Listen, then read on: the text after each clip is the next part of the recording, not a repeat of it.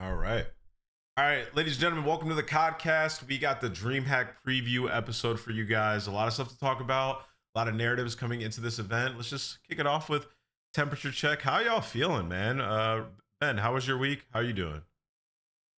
I'm doing good. Obviously, I'll leave for the event tomorrow. I know, unfortunately, you won't be joining us there, but I'm excited for Atlanta. It's been an interesting stretch of online matches. I think we got a lot to talk about and preview today, and I love the DreamHack events because there's CS going on. I think there's a Halo event going on. There's a lot of people I know that are like traveling in, and it's just really cool, especially on Friday and Saturday, to see a lot of people we only really see once a year. Just checking out COD because they're from other esports and going back to the hotel and seeing like CS players just walking around and shit. Yeah, it's pretty cool. Ray, have you ever been to a DreamHack? And if you haven't, from your experience spectating them, how are they? I mean, I was there last year for Major 4. Oh yeah, we did have that Major 4 last year. Yeah. I mean, I think it gives you like old school MLG vibes, which is sick. Yeah. By the way, I'm sick. I'm sorry if my voice is shot today to all the listeners. Sounds like Crim 6 a little bit. Crim 6. But no, I think they've. I mean, the one in the UK was absolutely lit. From what I saw, so yeah, it was. I think it's cool to have all the games around. Like kind of what Ben said. Like it's always like, for lack of a better term, I'll just use the word aura. Like this, having the CS scene around is sick because obviously they're one of the most followed scenes in the world. So all these events are super cool, and they have a lot of like old school players that I used to watch that are still around the scene. So it's I don't know, it's just a cool vibe to see all the games around at the same time. It just gives you MLG vibes. Yeah, and as a spectator, it's really cool, man, because you can check out all the other games. There's a lot of activations. The merch booth is really cool, just because at CDL events as of late, we haven't had crazy merch booths, so you can get some good esports drip from all the different organizations around different esports, which is dope. I'll also say, like, bro, the aura, like you said, is just second to none. It's like an OG event, and at this particular one, since it's the Pro-Am, there's 4 stages and 20 matches on Friday. That is absurd, dude. Like we're using every stream imaginable. I don't know if you guys saw the graphic on Sunday, but it's literally every Call of Duty page ever to broadcast this tournament. It's going to be insane. Like y'all are gonna need, well, I'm gonna need, and Ray's gonna need like 12 tabs to watch Friday. It's gonna be ridiculous. Yeah, I mean, if you count challengers, it's 8 streams, and then you count resurgence. It's actually just an insane number of games will be going on, especially on Friday and Saturday. Yeah, and Ben, in terms of like pro-ams that we've had, like, because of the timing of this event and the, I don't know if support's the right word, but just the momentum of challengers this year, it feels like this is the best combination of like challengers teams we've had coming into groups in a pro-am. And at least from my perspective, maybe this is heavy recency bias, but in the CDL pro-am events, this does feel like these teams actually have a chance to upset some of the squads. And we'll go later, guys, in the episode into predictions of that. But I just wanted to get the overall vibe. Do you guys feel the same way that I do? Like this could be an electric event from that perspective? I mean, the thing is that the last time we had a Pro-Am, which is Raleigh, I just think challengers has gotten deeper. Yeah. And I think we're to a point now where teams have kind of coalesced nicely because we're so late in the season that like you just have a lot of really, I mean, obviously the P7 teams and Huntsman are a little bit more of a newer squad, but like Rock's been a unit, most of the season. Like, I just think that the talent pool is deeper in challengers, and with the exposure and especially the number of matches in challengers has gone up. Like I think these guys are getting good reps, consistent reps. And yeah, I feel you. I don't know if we'll get any upsets, but a couple of these groups, I feel good about the challengers team getting that last match in the group and like having a legit chance to win. Let's put it like this.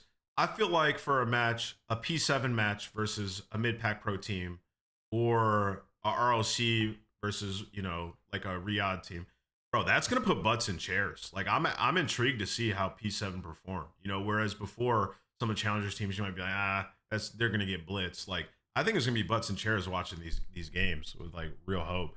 But yeah, Ray, what about you? How do you feel about that? Some of these challenger teams. I know you've been working with some of them, watching them, and kind of scouting a little bit, seeing who's next up. Yeah. Like, what do you think? I'm actually curious to get your guys' take on this. And this is, I don't want to sound negative too early today, but is that a product of the pro teams not being as good or the challenger teams being a lot better than they have in the past? That's a great take. Like I'm actually like, I want to answer my own question here, but it's weird to me to look at it because it doesn't, the consistency aspect of professional teams, like we'll talk about it later in the show. I know it was on the sheet that you put, but there seems to be just a lack of like, I don't know if it's like understanding or just a consistent way of playing the game to where you're, again, I'll use the word efficient a million times in my life, but just being efficient on how you accomplish things so that you don't have these lackluster like downfalls out of nowhere for certain matchups. But to your point, I definitely think that this might be the best chance to have an actual amateur team make it into a bracket and actually potentially make a run. Because like from the top, we've seen some teams be very good and very shit at times, which I don't know. It's just so weird for us to see that out of our top teams in the league. So I don't know. I'm actually curious to see I can't answer the inconsistency issue, but this year it is standing out where these teams that are star-studded, bro, they can't put together good weeks, let alone months, bro. Like legit.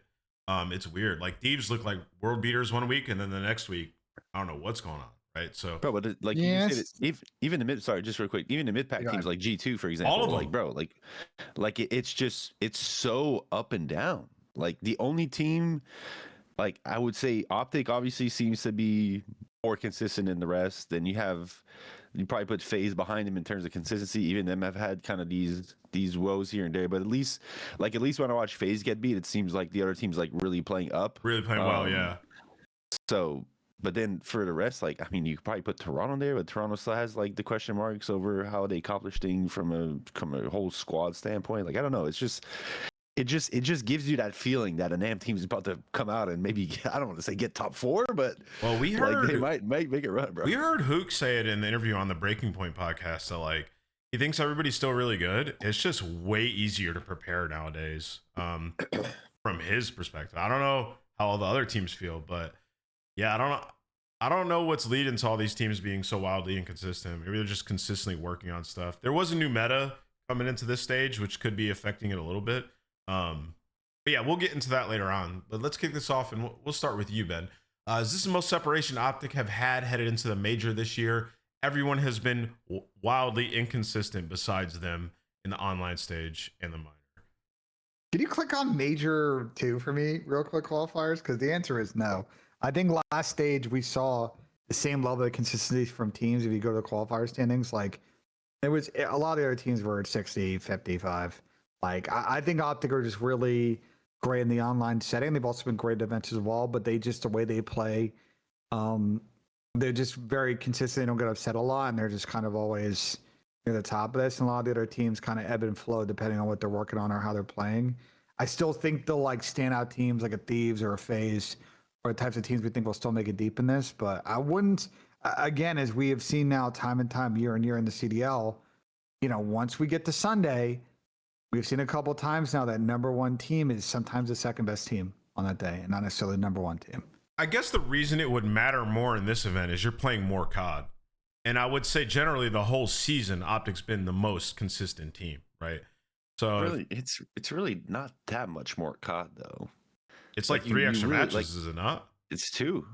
Like 2 extra matches. 2 extra matches? It's still more matches. Matches in pool. I mean, yeah, no, I'm not saying it's not, but it's just it's not to a point where it's like gonna make I don't think it's gonna make a drastic difference. It might help some of the teams that have struggled to get their feet under them a little bit, but beyond that, bro, it's like it's the Friday's gonna go by in a blink. Like it's gonna be gone. So I don't know.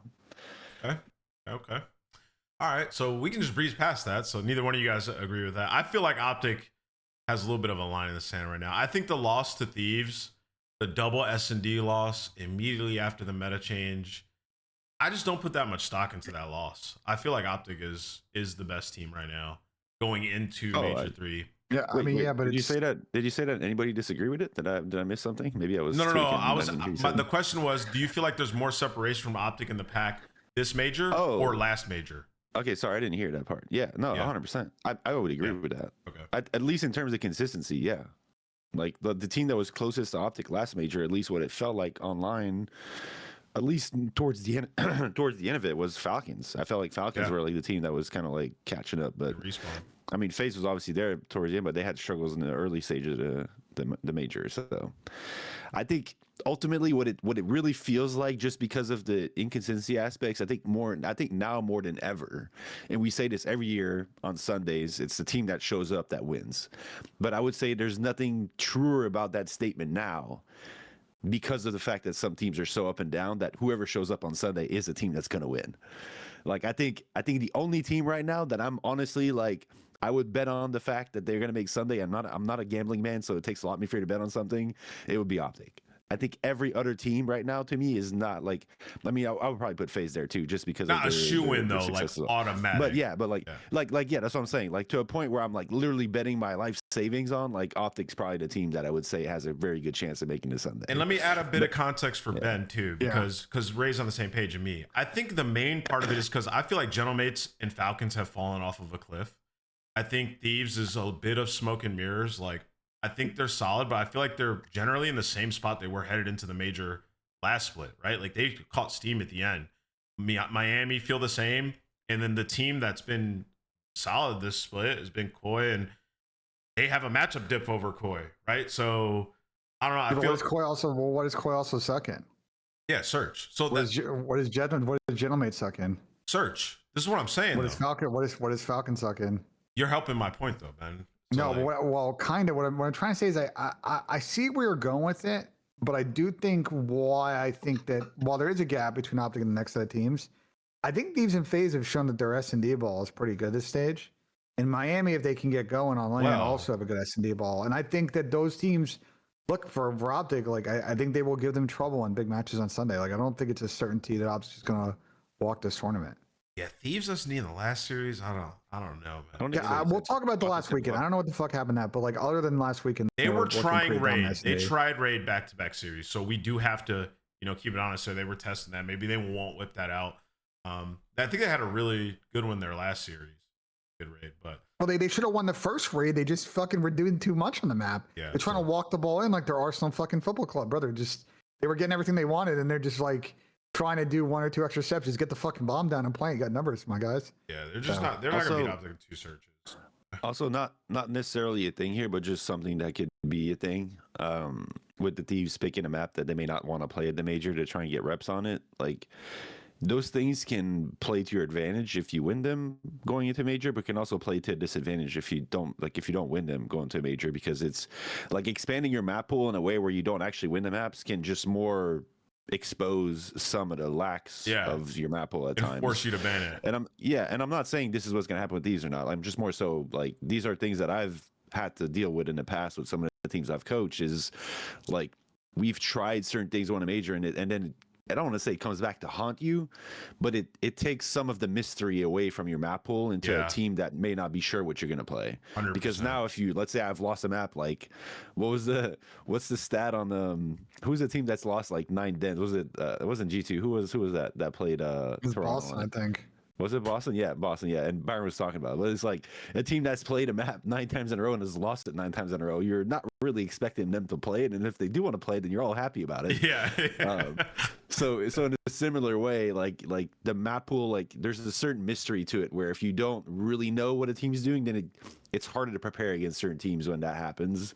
It makes it easier to prepare if let's say the team that Thieves play in the first round is really good at Raid, then they can probably expect Thieves to not want to play it. So it gives them a quicker, not a quicker, but a more clear path to what they need to prepare to play against going to LA and into the major. Yeah, it allows you to like ignore things in VOD research, prepare for. Correct. Yeah, you can accurately predict what's going to be in the series. So yeah, I mean, I feel like nobody ever talks about what you just discussed a bit with testing maps. It's delicate. It really is. It is. FaZe is like, I'll give props to Crowder. Crowder's probably like the one coach to me they pick their moments to do it, but they always, I mean, granted, like the team's always been fucking incredible at mostly everything, but they do a good job of like, if they do try something, they'll never really look bad on it, which is obviously a product of like their process and how they go about things. And like that's just a good team organization and staff that will prepare a team properly. But they never, like, even like I think it was in previous years, they would try certain maps going to certain majors, and even if they lost them, it's like, yeah, they didn't really look like they were bad at this. Yeah. So you're like you're scouting them going to major, like, you know what, like maybe they didn't win it, but at the same time, like, I don't know if I want to play them on that. And like, look at this, right? So they, in the last Optic series, this is what they did. And it's so funny because if you go and look, and I'll pull it up in a second, Simp's tweet, he was like, we went game 5. It is what it is. And I just know what he's thinking there. He's like, dude, we picked, and they beat them on this in the major final, but they picked the Scar Overload, which is their worst overload on the year. They banned the Colossus, which they beat Optic on, and played the Den. Phases 4 and 8 on Den, right? It was a 7-point game. And essentially on the Plaza, we all watched it. Neither team was showing shit on that Plaza. Let's be honest. We're banging A. It was great content. I'll tell you that. Neither team was showing anything. So Seb was in my chat 2 days ago. He's like, yeah, we're just banging A for the fans, basically. So the fans at home, and I'm sure Optic was doing a little bit of metagame himself as well, because Optic can't control if FaZe are gonna, try to play all their bad maps, of course, in this, right? Of course. And it was a very close series. So I think this series is an indicator of kind of FaZe are still okay, and we're going to see this match again, which I'm really excited about. But yeah, this is just to back up Ray's point. I'd be mad if we don't see this match again. This is meta mind gaming. There's a good chance with how if they win their groups, like they're on the same side of the bracket. So really great. And they would play each other winner semis. Dang, I actually kind of hate that. You see a tactical. Well, no, it makes sense it makes sense because they're in DNA. Like it makes a lot of sense if you think about it. But all right, so yeah, that's kind of the housekeeping there. That leads us to, we kind of just touched on it, so we can put a button on it. But did LA lose a little bit too much momentum headed into this major? I mean, a 1-3 loss to G2 where low key was not that competitive in the respawns, guys. Like, it really just wasn't. And then a 2-3 loss to Carolina. What are your guys' thoughts on LA Thieves' performance this week? Let's start with you, Ben. I mean, here's the thing with Thieves. I don't think they necessarily lost momentum. I just think the problem with Thieves is they might be too much of a momentum team. Like, this is one of those teams that I feel like when they're confident and they play with swagger, like the gameplay looks good and suffocating and quick and all the things that Ray has preached that like is the right way to play in this game. When they're not confident, they're like overthinking shit and then not listening. And then the last series was fucking pathetic. Both of them, Ben. Trap asking what we're doing. It was 2 listenings. They were both bad. It's just they're just very. I think they're just very Jekyll Hyde in that aspect, and they're just not. I don't know what they're doing. It's not clearly on the map thing, so I don't know what it is off the map that's leading to this sort of switch off that's happening. And they've done it at events, by the way, too. It's not just this weekend. Our big criticism at Major 1 and Major 2 is like they play good those tournaments, and they played a big series early on Saturday and Sunday and got waxed out of the fucking tournament. Like, can they find an even keel? I think they've got a good bag in all the 3 modes. It's just kind of on them to execute their game plan, I think. Let me ask you this, Ray, because I pulled up a clip too, and we can go through a couple other ones if you guys would like. LA Thieves Overload, even throughout this minor everything, is low-key a little suspect in some of their decision-making. It just has been. From a team I was good at Overload, I mean, they've had some rounds and some sides where they've gotten blitzed. This OT was criminal. I mean, even if you think about their match versus, was it C9, I think, where they needed a miracle to win it at the end? Like, they should have lost that Overload too. I'll play this one in the background as we talk about it. Is Overload going to be the bane of this team when we get to this major? Like, assuming that their search gets back to, which kind of happens to teams sometimes, like 50-50, which would be, I guess, solid for them. Is Overload an issue, Ray? I mean, the good news, if it is an issue, is that they only play it once in a series. Unless you get to the finals, then you have to play 2, obviously. That's a problem late.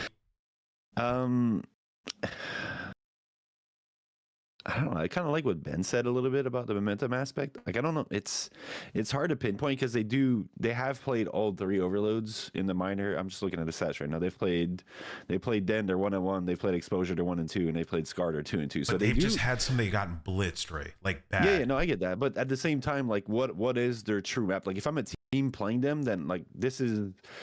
I don't want to say they were like pushing the limits on making sure they have all three available so they can play down or they can play whatever they want to play against any team, which is obviously a really good thing to have. This is not something teams do a lot. It's most teams will have an auto veto when it comes to the third mode just because there's 3 maps and you don't really lose anything by doing that. There is also something to gain by having all 3 modes, which seems to be something they're doing. So in a positive light, that's something that could be helpful for them. Yeah, we've seen some, I'll just call it questionable decision making at certain times. So has any other team. I think the only team this year that seems to be on top of things most of the time is Optic in Overload, in my opinion. I feel like every other team has shown some good and some bad at certain moments. FaZe is pretty good at Overload. Yeah, they are. I just more so. Toronto. I really like Optics because Optics just constantly put pressure on the map, and they're just it's just a really hard kind of way to play against. But I'm not saying they're the only team that's good Overload. I'm just more so saying like the way they go about it to me seems just like the most consistent. But yeah, I don't know. It's like looking at their map pool, like they have most of what you need. They do have a hardpoint auto veto, which is Scar, which is not ideal. They're 4-0 on Sake, which I'm assuming is going to get vetoed again. So then you look at the rest of the maps, just the maps they'll be playing most often. Not they're 1-0 on Den, 3-3 on Colossus, and 2-1 on Gridlock. So then it's when you get to that point with a map pool, then it becomes a matchup thing. Especially when you have an auto veto on hard point, then most of it comes down to like if the other team also doesn't like playing Scar, then this matchup becomes way more, I guess, even footed with the other team because they're also not playing their weakest maps. And they could just veto Sake out of you. So then they're guaranteed to, like, let's say, for example, for G2, this is perfect because they know they're going to get Colossus and they like Colossus. Not saying Thieves aren't good or cannot play Colossus, but it's just like clear. They're 3-on-3 on it. So you'd have to assume it's not like their favorite map to play. So I think they're going to have a problem there, Ray. And you just said it. Their Scar they loved, and they played it a lot last split. And that's where Neum was frying on the Scar. But like we saw them get 8-1. No, I'm talking about Overload. This was it. I feel like Overload's going to come back to bite them late in the tournament. Because I think typically the top teams on Sunday are usually a bit evenly matched in S&D, where you can like game plan pretty hard for it. And then the Overload for LA Thieves, I think compared to some of the other teams like the Optic, FaZe, like Optic and FaZe will gladly play them on Scar, right? And then you think about it's gonna be hard, man. They got blitzed on Den. I'm comfortable there. They're not gonna get a Scar. The exposure did not look great, especially in the OT situation. So I think this would be my primary concern if I'm an LA Thieves fan. I think it puts way too much pressure on their S&D. Yeah, but at the same time, they've been very, very good at search, and this team will always be a solid hardpoint team. Especially given how they're I'm just looking at it from like Major 3 qualifiers, and in the first minor, they're 10-4 at hardpoints. They're 8-3 in searches, and they're 4-5 in overloads. So even like, and they lost like 2 or 3 searches last weekend. Did they lose all? Were they fucking undefeated in search going last weekend? They played 2 raids. They did lose a raid, and then their raid versus G2 was Cinema. So that's a good sign for them. The response. Right. So to that extent, like, yeah, okay, sure, their overload maybe isn't where it needs to be competitive against the best teams consistently, but they're still like, if I'm Thieves and I'm sitting here and I'm saying I'm going to win 50% of my overloads, then I'm not mad about that at all. Like, especially if I can play all 3. Like, I'm guaranteeing to not play the other team's best overload, which then gives me a better chance to go at least 50-50, let's say, on their second best, which is if I'm comfortable playing all 3, then so be it. And then I know I'm going to win most of my searches, and I know I'm winning most of my hard points. Like, I'm not mad about their position at all. I get what you're saying, and I'm not saying what you're saying isn't true. Like, obviously it'd be best, especially in the finals, where you're going to play 2 overloads. But at the same time, if they somehow make it through winners and they already practiced at all 3 overloads, bro, they don't have an auto veto, so they're guaranteed to get an advantage in that. Okay, yeah, I mean, that's a great perspective. Glass half full. I think the same way we talk. Also, just one more thing. In the same way we talked about, I'm not saying this is true or not, but I'm just more so, I'm not, people are gonna be like, you're defending the top teams, right? Maybe to a certain extent, but in the same way we talked about FaZe and Optic, maybe not showing all their strategies in that matchup, like Thieves could have been doing the same in search. If I'm a team that's really, really successful in S&D going into a major, and like they showed it, like they were what? Bro, they were like 8, like they won. At one point they were 7-1 in S&D. Right. So let's say at that point they're 7-1 and I pause my search there and I go into my last few matches not really caring about results because I know my strategies are TikTok clean there. I'm probably not using my go-tos in these matches going to the event. No, that's a good point too. I'm testing limits. I'm trying stuff because every team, like this is how most coaches in the league will go about VOD search and research is there. You always go to recency bias because that's like the last time a team's played it. So you assume that's what they're working on. So there's a lot of like metagaming and mentalities that a team can have going to a major and how they approach that. And I wouldn't be surprised, like again, knowing Sender and Shane, bro, I wouldn't be surprised this is something they were thinking about and doing going to it. So it's very possible that the stuff that we saw last weekend, like I saw Scrap tweet, what did he tweet to Exceed? He's like, you guys are really good at search, something like that. Like I guarantee there's some aspect of things there that they were probably not holding back, but the go-tos and the things they know they succeed on maybe weren't used as much. Well, they lost a lot of rounds where they were trying to like retake together in bricks and just like losing the gunfights, and it was the damage would get in. They just had a couple of in the Carolina series in both the searches. They just had a couple of rounds in both where all they did the hard part and all they had to do was the easy part. Yeah, just wait. Either wait. control the side offense or defense and just plant or wait. And they were just trying to just tweak too much. And like, I just think if they just drop the controllers, they win those rounds. I agree with Ray. Like, I'm not Thieves. You guys are going to see when we get to the bracket prediction. Thieves have a very good draw in this tournament. Once they get through the group and the bracket, like I'm not saying they're auto guaranteed 3, but like they're going to get a good run in this one the way it plays out. It's just a question of, to me, the players, because I'm not really worried about the coaches this one. The players on Saturday and Sunday, are they going to finally show up in an early Saturday or Sunday match? Because all season they've had good stretches of online, they've had bad stretches of online, but the only consistent thing is that they have faltered in those series against good teams. Will they actually come through in this one and then make it to a final, or are they just going to wilt again and get third or fourth? So sit here and be like, well, can I say two things real quick just about the Thieves? Like, I'm pretty sure Thieves set a record for bomb traveled most in a round. Wasn't that raid? And then that raid where they went A and then they went all the way around defense pawn back to B and back to their They flipped the map twice. They went I don't think yeah. I've ever seen the bomb travel as much on the map. That's on that was on Carolina. That's on Carolina, bro. I think that was crazy shit. And also the one thing I will say, like again, I've been kind of nice to these about what I've been saying. They did have a really easy, easiest probably they'll have all year stage in terms of who they played against. So that's not saying that's a super tell, but it is. I don't want to say you got the best reps in matches. You haven't really like faced the top teams in that way, so could be good and could be bad in that sense. So I hear everything you guys said. Very, very valid points. I think S&D, when you get to like a Sunday, becomes kind of a wash. And if it's the teams I think are going to be on Sunday, I think they're just overall going to be better search teams than them anyway.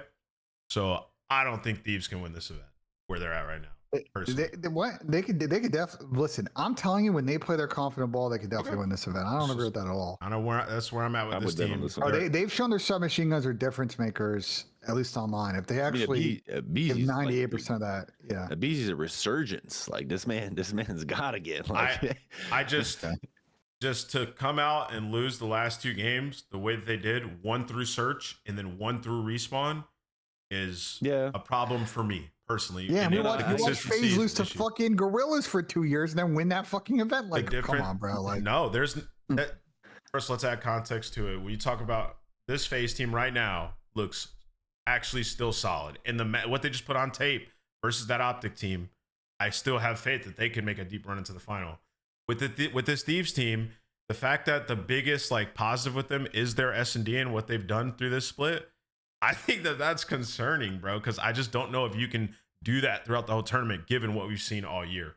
That's where I'm at with them. I do think that if they can catch fire and respawn, but I don't think the search is going to be able to keep up like that throughout the whole tournament, especially versus they played good outside last weekend. I don't. We literally just said they were 7-1, including the minor. They were.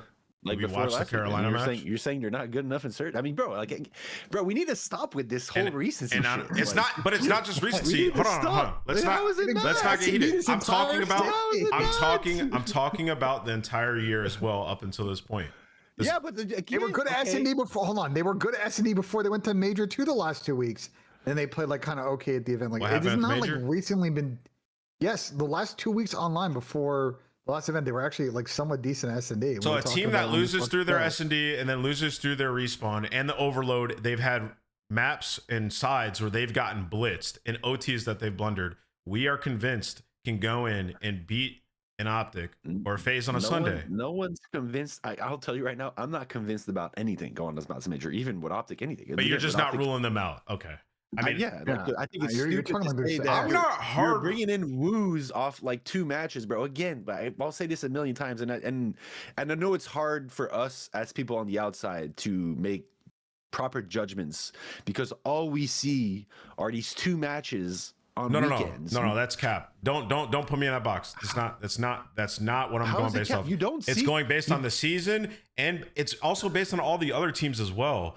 And yes, off of 2 matches, that is incorporated into it as well. This team lost 2 matches through 2 different ways, and I'm talking about their overload throughout the entire split. Like, it's not just based off 2 matches. To box it into that is totally unfair for this argument.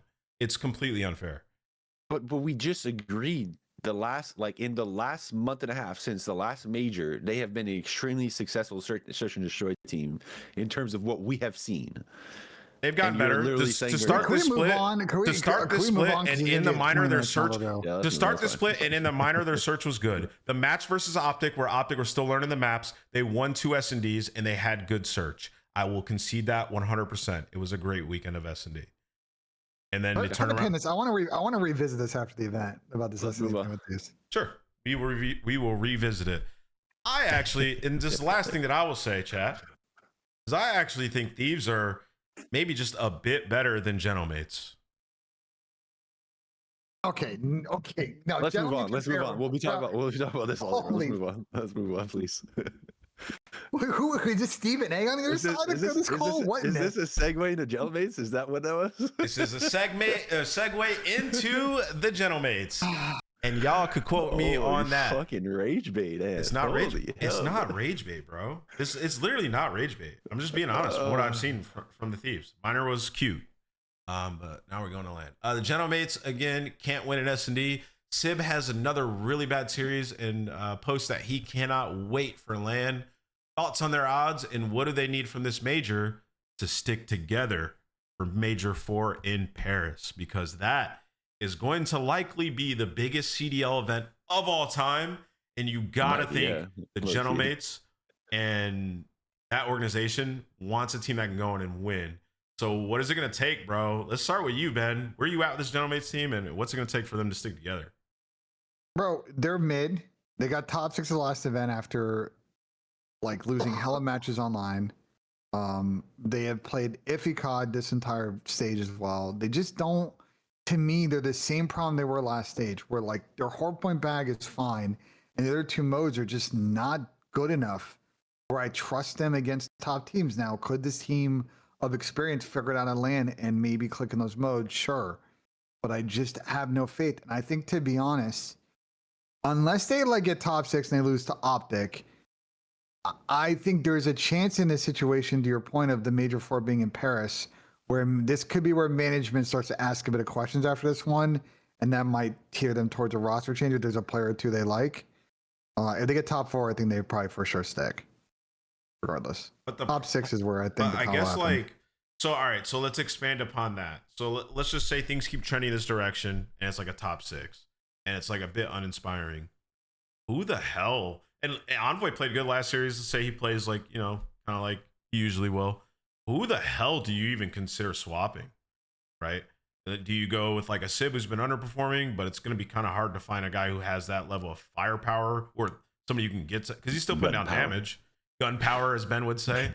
Yeah, but Dante's been hold on. Dante's been I hate to say this, but he's been an absolute liability in S&D, and that's part of their big problem in that mode. In the beginning of the year, he was able to lock down lanes with the sniper and be a force, and unfortunately, in the last about 2.5 months, he has not been particularly good at the mode, and it's been a huge problem in their S&D game. So like he's gotta play better, and like we see with a lot of the other snipers / main ARs, like actually be able to win his ones, or sometimes go off and be able to solo hold the lane. Like I don't know, he can't seem to do it online. He did an okay job of it at Major 2, but not good enough. Like I don't know. I think it's either him or Dill if they're gonna make a change.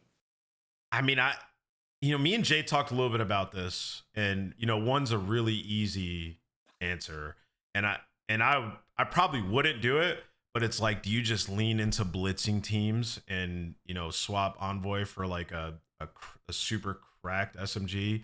Although I probably wouldn't do that, but it just feels like their options are so very limited if Sib's the guy that's underperformed. Because like I disagree with the playstyle, Ben, but like you're kind of spot on. Like with the way that they play Search, if Sib's not finding success, they're just not gonna win S&D. So like I actually agree with them.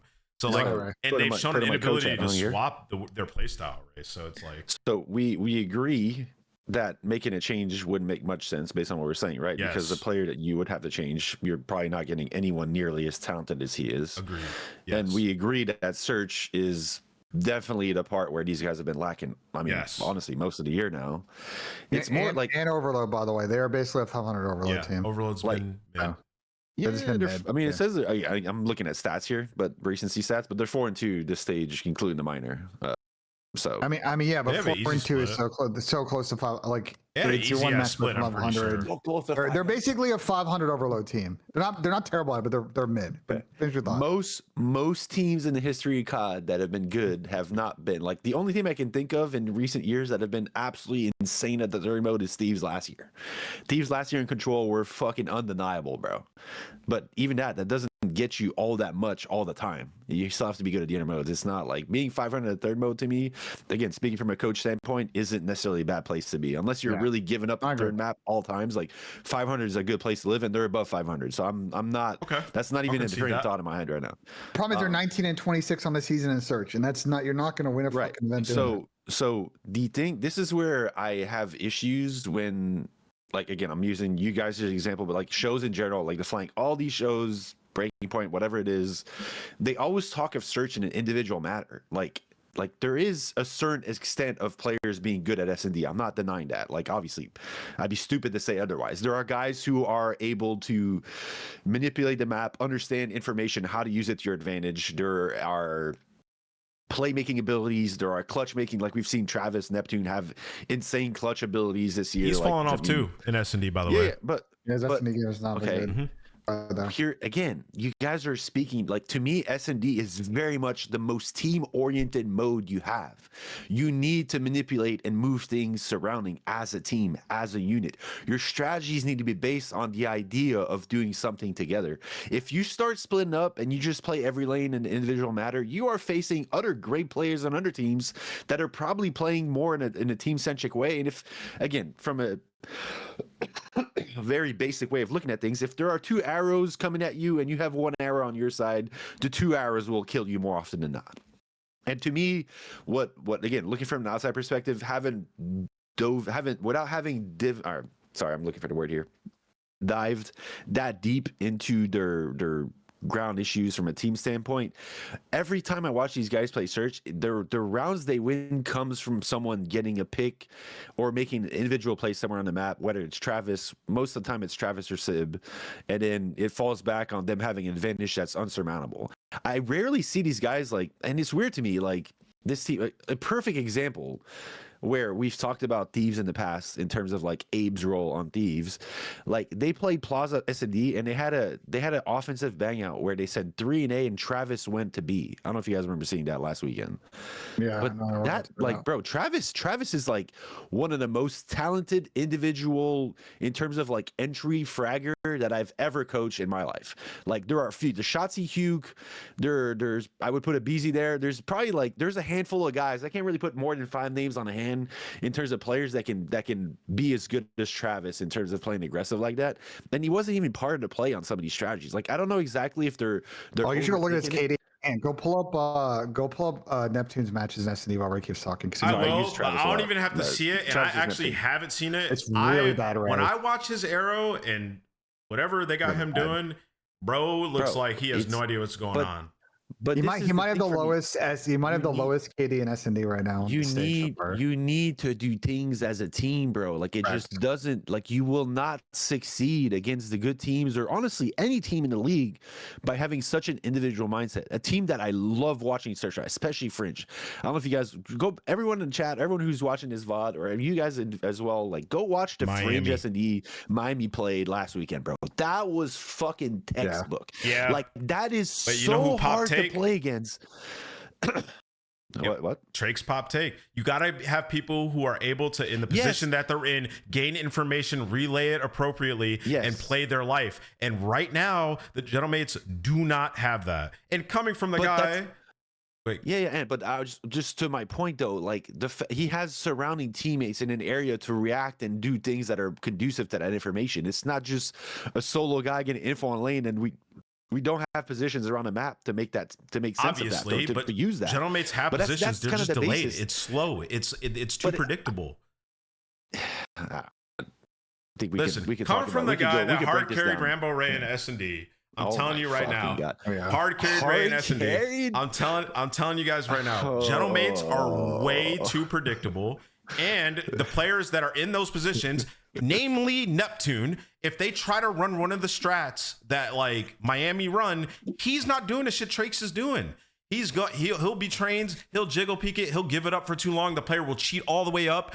There is a level of individual prowess and situational awareness in S&D that some players have and some players do not have. And what we've seen recently is Sib and Neptune do not have that, and it's difficult to play with.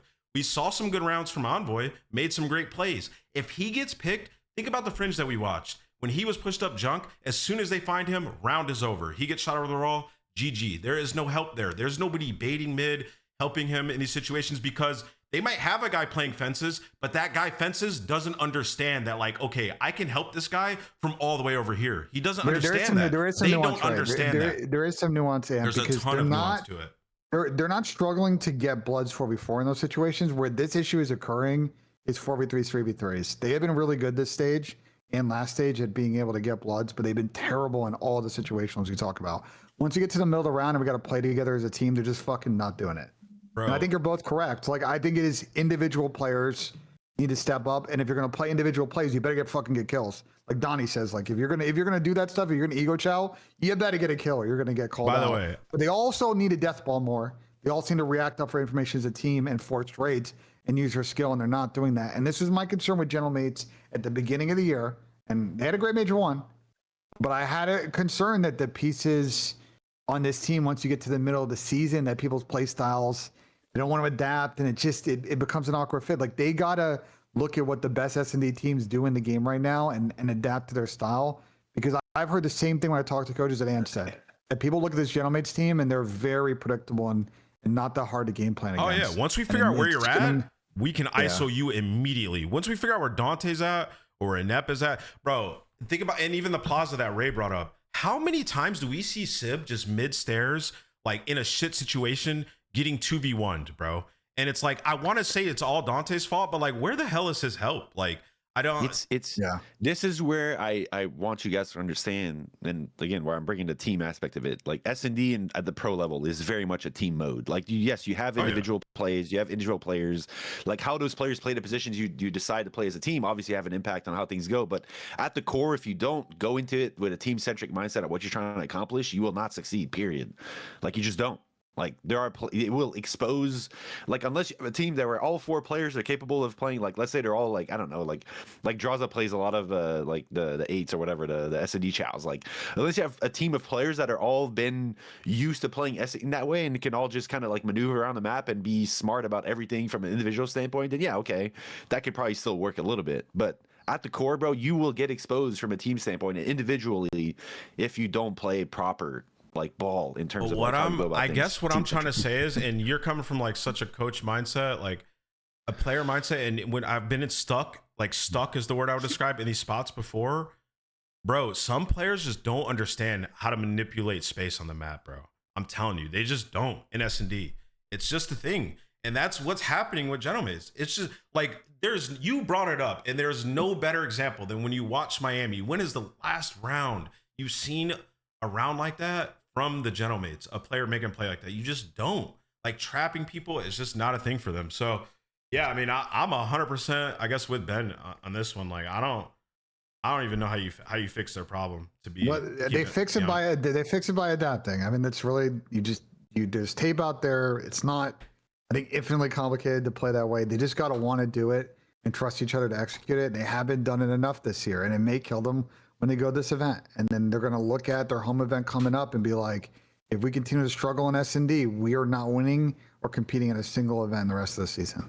They need to work together. It's just like you need all 4 players buying in. You need people behind them talking through things to make sure that everyone's comfortable what they're like, having an idea of what they're trying to accomplish in certain moments and talk about what that causes and what that can lead to. Like, it's just it's really comes down to their practice, bro. But like, that shit's so instant, Ray. Like, you can talk about it all you want. This team's talking about it every single day, going into every single match. It's so fast and so instant. There is no amount of talking about it that fixes it sometimes. And that's what the fuck we've been seeing with this team.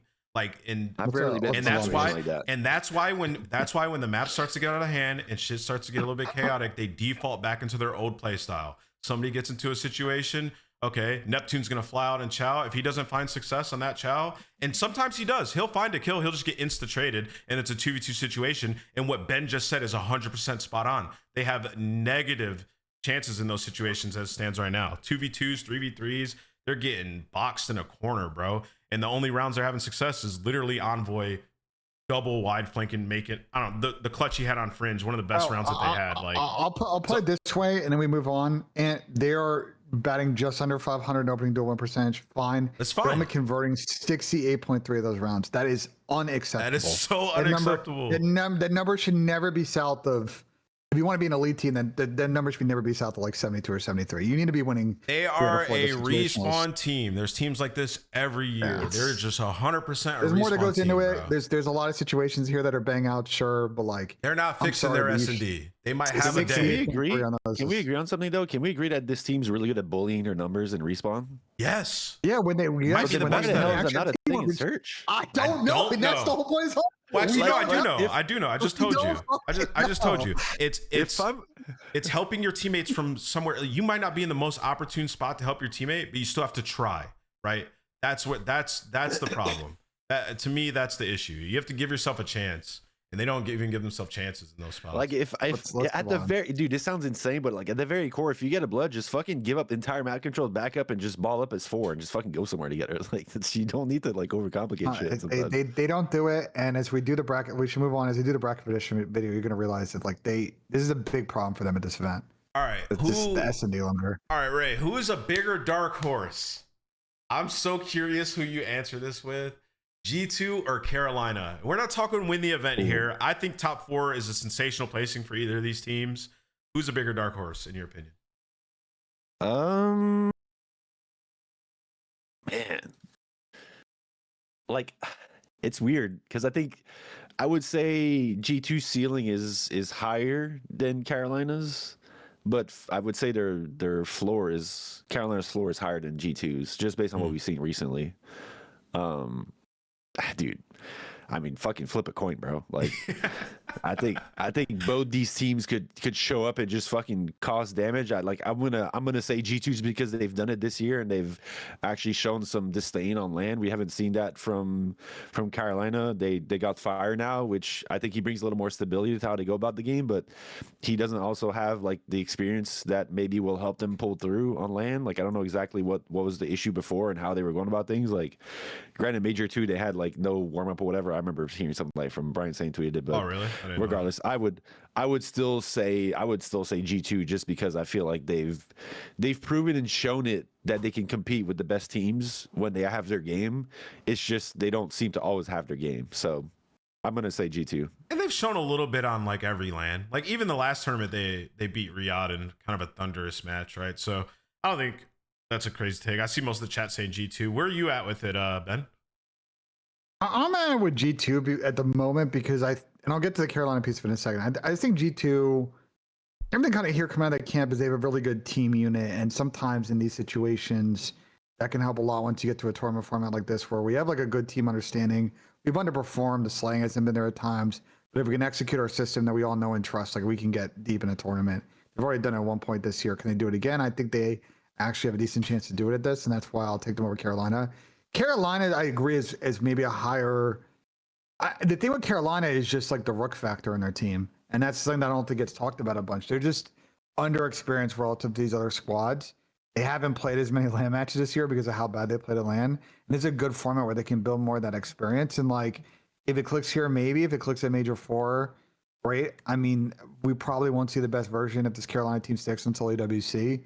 You would think, because I don't think they're going to make champs unless they back in with top 4 at this one or the next one, and Falcons or G2 like really falter. But I'll go with G2 at least for this one. I see people talk about Lurks though. I like Lurk. I just think when you watch Carolina play, I'm not convinced by their lack of consistent team play. It makes me think that that's going to really work a lot of LAN. I've reevaluated my perspective on this Carolina team. And at first, when they made the change, I was like, fuck, man, they lost like their edge that they had in S&D because Nero's such an X factor there. But I 100% see the vision now. Fire brings an overall general like level of consistency in how he plays in hardpoint, where like the end goal. And I didn't know when it would hit for them. It started to hit recently, which is good because they need points. But their hardpoint is at a good level. So the point about their floor being higher, I actually 100% agree with. I think their hardpoint is solid. I think the search fell off this split a lot. And then they figured it out towards the end. We just talked about we don't know how much Thieves were trying in that series, but I think Carolina actually is one of the better 9th place teams we've ever had in the league. I'm going to tell you very easily. I'm going to tell you very easily about how you exploit this Carolina team. I think you kind of just single out Fire. He's a the way that he plays. It's not possible. Okay, well, it kind of is sometimes because he's impossible. Okay, I'm telling you, having watched him played, he is their pinch hold player, and he picks some very questionable spots to hold the pinch. And I think that especially if you can exploit and single them out, like they're going to be very winnable S&D rounds. The other part of their game they have struggled with pretty much all season, including the split, is that their submachine guns are also not great at finding blood. So as long as, listen, I'm telling you, bro, watching this Carolina team play S&D, I know Ray's making fucking faces. I think they're fucking awful, and I think this Fire move has been to go backwards in the mode, and I think it's a big limiter again for them at this event. I'd love to see their scrim stats. I would really love to see the progress behind the scene in terms of how the team, just in general, just overall, honestly. Like we've seen some prowess in matches. I would just really love to see how this team has progressed behind the scenes to really get it, like make a proper assessment. Because I mean, I'm not saying the change to me didn't feel like too much of a step forward. It definitely wasn't a step backwards. From a team aspect, from a culture standpoint, it might help. Like all these things we don't see. This is kind of more so what I'm getting at. Like I would love to see the intangibles that they gain from him comparatively to what they had before. So only time will tell on that. I think the one thing that we'll say that we probably need to point out is that they have an extremely hard Major 5 in front of them when it comes to their actual matches. They play literally every top team. They play the 4 top teams and in Riyadh. So this is going to be, I don't want to say their best chance to accumulate points, but this is definitely a place where they need to start binding away from that lead. They got to come out of groups and hope. Yeah, I mean, dude, I don't want to say they need a top 4, but they need to outplace Riyadh by at least 2 placings. They need the points back because again, they're going to be falling behind in points in stage 5. So yeah. Go to my tools link, because you can kind of putz with it and you can kind of see to Ray's point, they basically 2 back-to-back top 4s would probably be enough because I don't think any of us we want to talk about Falcons. I don't know if we trust him, but like you can mess with it. You can see 1 top 4 in one event where Falcons plays bad or G2 plays bad. It doesn't really factor the online factor of this, unfortunately, but you can see how if they play well at events, it's still possible, but they're going to have to make it Sunday. Let's pump the brakes here for a second, though, because I'm not really talking about them qualifying for champs. I'm just really talking about like their overall chances of the next 2 majors, because I think this Carolina team's like actually trending in a good direction.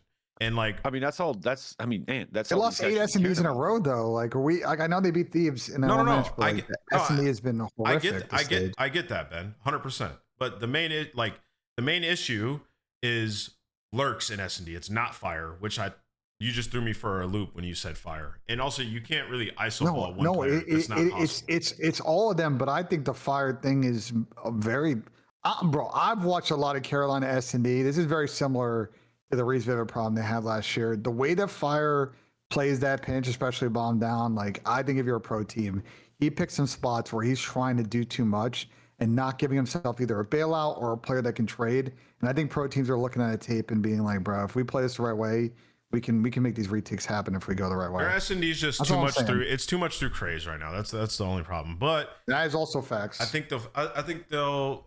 I mean, hopefully for their case, they'll figure it out in the future. But I think the goal for them was just to find more consistency, which they've 100% found.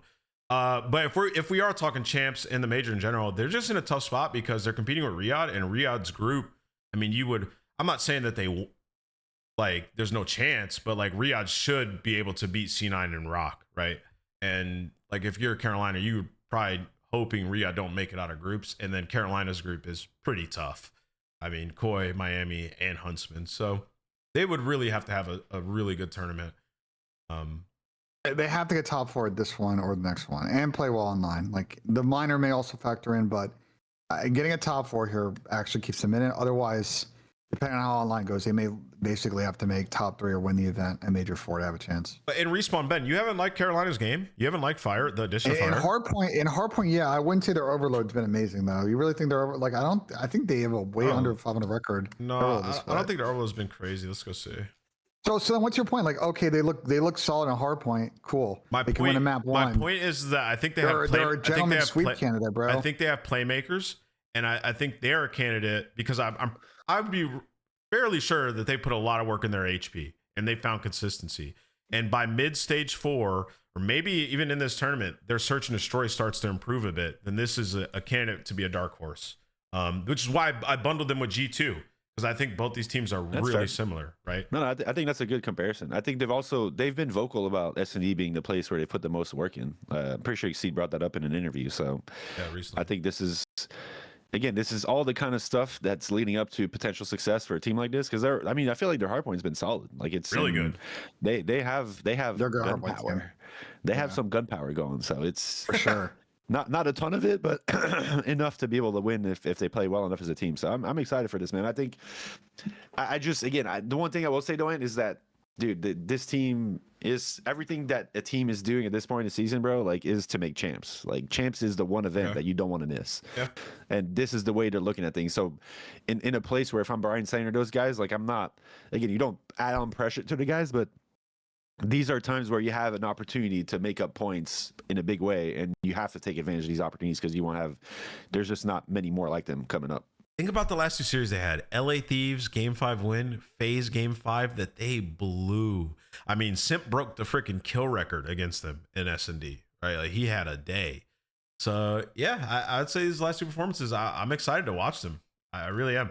Just, somebody get in the lab with my boy Lurks and teach him the ropes in S&D. Like, he's just like a hired gun, bro. Send him out like there's some rounds they send him out like a mercenary and it goes well for them. I might just lean into that play style. I'm not gonna lie.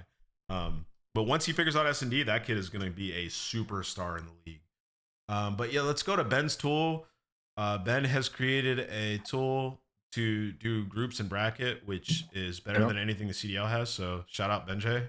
We really appreciate you. No problem. It's a pain in the ass, but well done. Yeah, you did a really good job, Ben, honestly. And Claude did a good job. I just directed Claude. I'll take a little bit of the credit, you know what I'm saying? What are the percentages I'm seeing? So these are the percentages to win, right? The group? No, this is percentages based on qualifying out of the groups. It's based on the Mobe CeeLo and some other sims I do, plus betting odds also factor in. So I try to take as much data source as possible. And for the case of all the amateur teams, it's assuming they're equivalent of a 10 or 11th seeded pro team. I just don't have data on, because I think Project Notorious has more than 2% chance to get out. I just don't know how to clock those teams because we just don't have data against pro teams. So we can predict all these matches, right? How do we do it? Yeah, you just click on first and second for whatever you want. Okay. And then auto populates the bracket. Yeah. Well, but isn't it GSL style bracket? So like, how do I? You're just picking the first and second seed. Okay. All right. Yeah. So let's go group by group and do our predictions. Let's collaboratively work together here. Let's start with Group A. We got Optic getting first here, boys. Yeah, I mean, Optic and G2 are winning all their matches, in my opinion. I agree. Like, you'll have. The thing with this group? Okay, so OMA EU This is Ethan's. That's Ethan, Denza, Aspect, and DK. And yeah, I don't think Ethan's ever played Atlanta. Believe this is his first ever the U18 or over 18 COD Like, I don't, maybe he's played locals and shit, but like, yeah, he's getting thrown in the fire versus optics, so that's tough. But like, you get past that, like, kind of a big question mark. I would love to have saved Vancouver's factory in this, but they've been god awful since the first week of the stage. So like, I agree with Ray. I think on the face of it, you probably take Optic and G2 right up in this one. How do we select third and fourth here? You don't select third and fourth. It doesn't fucking matter. Yeah, I mean, they're out, right? So yeah, let's just go with that. All right, this group: P7, Boston, Gentlemates, and Thieves. All right, bro, this is gonna be a banger of a group. Banger group, dude. It's so good. I am so fucking excited to watch P7 play pro teams, bro. My god. Like granted, they did lose. They lost to the Bush in the cup this weekend, but like again, it's just dude. It's Snoop, it's Beans, Eric Boom, who's had a very small stint in the league. And DC, who's had his ups and downs in the league. Balling, right? Dude, it's just this team makes sense on what they do, and they seem to be like a good cultured unit. Like B Sport Josh is coaching these guys up. Like, I really, really think this team has a chance to make it out of that group, bro. I'm not even kidding. I know it sounds insane, and this is not more so of a downfall. I just think these guys have everything to prove for themselves, obviously for their future careers. And I'm pretty sure Beans rejected because like they knew after Major 2 that they made it to this pro-am, and I'm like, if those guys felt like they got offers to get on a good pro team, they probably would have taken it. But I'm sure these guys got offers to get on some of the bottom teams. They're like, no, we're not doing that because I know I'm playing with the pros at the next major. And this is honestly like such a chance for them as players, as individuals, and also as a team to kind of raise their stock and get themselves back in to stay, hopefully. But bro, like, I mean, Snoop with this meta change, like, it actually makes no sense how he's not in the league. Like, like granted, Boston made the change before the meta change, right? So you kind of take that with a grain of salt. But this kid, like, bro, if this kid pops fire, bro, this team has a chance, bro. So Ben, are Thieves safe? I think these are safe because I think they've got the sub. I think they got the submission. If they get in a P7 matchup, I think they've got the firepower, gunpowder to deal P7. Where I get concerned for everybody else is like, let's assume that Snoop actually plays his potential in this group because he's been dropping 1-2s legit every series online now for a minute since his team formed, and also that's now a couple cups, Steely playoffs. Like, it's been a minute now. Yeah, he hasn't been playing a scrap though. I think they also got cheesed a little bit last weekend. That match with them and Bush. I think P7 got phased at CWL London where the game fucked up and they got screwed. And the bomb. That was one round of a series, though. Like, it was one round of a series. Like, they were down 3 rounds, right, bro? Like, I get it. Like, I but they got cheesed though. They got cheesed. So, like, let's just call it how it is. They got cheesed. That was insane, by the way. The bomb. That was insane, and no, we've not heard a lick about whether or not it's a bug or not, which is crazy. But another convo for another day. I think they P7 have a great chance against Boston because Boston pretty much also been pretty terrible this entire stage until last week. Might be nasty. Like that G2 series was super sketchy. We were sitting there. Ray was I never heard Ray stress more watching a team play than Boston versus G2 because the pickups were on the line. Oh yeah, wait, what happened? That was so much fun, bro. No, Ray was stressing, bro. Dude, I don't do the gambling stuff. Like, I just never got into it. But we do the predictions where we have like the flank versus the breaking point team. Yeah. And I'm you know me, I'm like Mr. Safe. I'm always gonna take the odds favorite. Yeah. And that was the one match where I was like, you know what? Everyone fucking picked Minnesota to win this. I got a feeling my man Byron's gonna fry today. Let me pick Byron, and then I got Sam to switch as well. So me and Sam were just like stressed watching. That's hilarious. They're actually winning. It was so much. It was honestly the most fun I had watching COD. That was a shocking win, by the way. Nah, bro. I mean, it's from a team that you don't expect much of because they haven't played that. But Boston is still there. Like, if those, like, it's not like they're bad. Like, they have some, obviously some. There's some players. I may be sugarcoating a little bit, but yeah, they have some players. If they all play well, they can beat some teams. Let's just put it that way. Yeah. Here's the flip. You know, has struggled sometimes. Here's the flip on this: is that with the amount of Challengers stuff that's going on now, the Challengers teams, which we kind of had at, say, a Raleigh with the Belong events, there wasn't as much tape. But now there's a lot of tape on these Challengers teams. And either but who's going to actually watch it, though, Ben? That's a real big question. The smart teams will, unless they're incredibly stupid and they're If they are not watching it, they are bad coaches and bad players No, not preparing they're for watching their it, but opponents. the thing is, Ben, I want you to understand is that, like, I've been in this position before, of course. Like, when you watch AM teams play AM teams, there's so many things that just aren't being done at the same level as pro teams that, More. like, you can get some things out of it, but at the core, bro, it's just so different. I'm almost expecting these AM teams to play up a level when they end up playing the pro teams and not really do exactly the same things they're doing before, because most of them won't work at the pro level. Yeah, I know, but you can understand what maps they are good at, what maps they're bad Yeah, at. in terms, what yeah, okay, that's what fair. are In they terms of like? map pool, Like there's no one like how they're gonna their potential defaults and SD. Like there is still a lot of info you can gain. How you want to over under think or whatever, but like anyone that's not watching and just gonna go in and like I think that's just a disservice. Okay, I don't mean they're planners. not watching it. I just don't know how much effort they're putting into it. I just no, they're definitely putting effort in it. Here's what I will say though, in my opinion, the AM teams have a way bigger advantage in terms of odd watch than the pro teams do for the AMs, because there are a lot more things that are going to be done in a similar fashion from the pros and the AMs. So that's the way I would put that. So the way I look at C is, let's assume that Snoop plays well, because if Snoop doesn't play well, it's gonna be tricky for these guys. If Snoop plays well, Boston is very beatable, and Gentlemates, we've already talked about their issues outside of Hardpoint. Like P7 have shown they can battle with people to the depth in this series. We get to a game 5. I might trust P7 more than I do Gentlemates and S&D right now. So I do think there is a good chance that Gentlemates are just gonna skill gap P7, bro. I'm not sure the matchup. Like this is where I don't know, Ant. Like that's the one thing for me is like I don't know where the matchup stands in terms of like map pool comparisons between the two teams.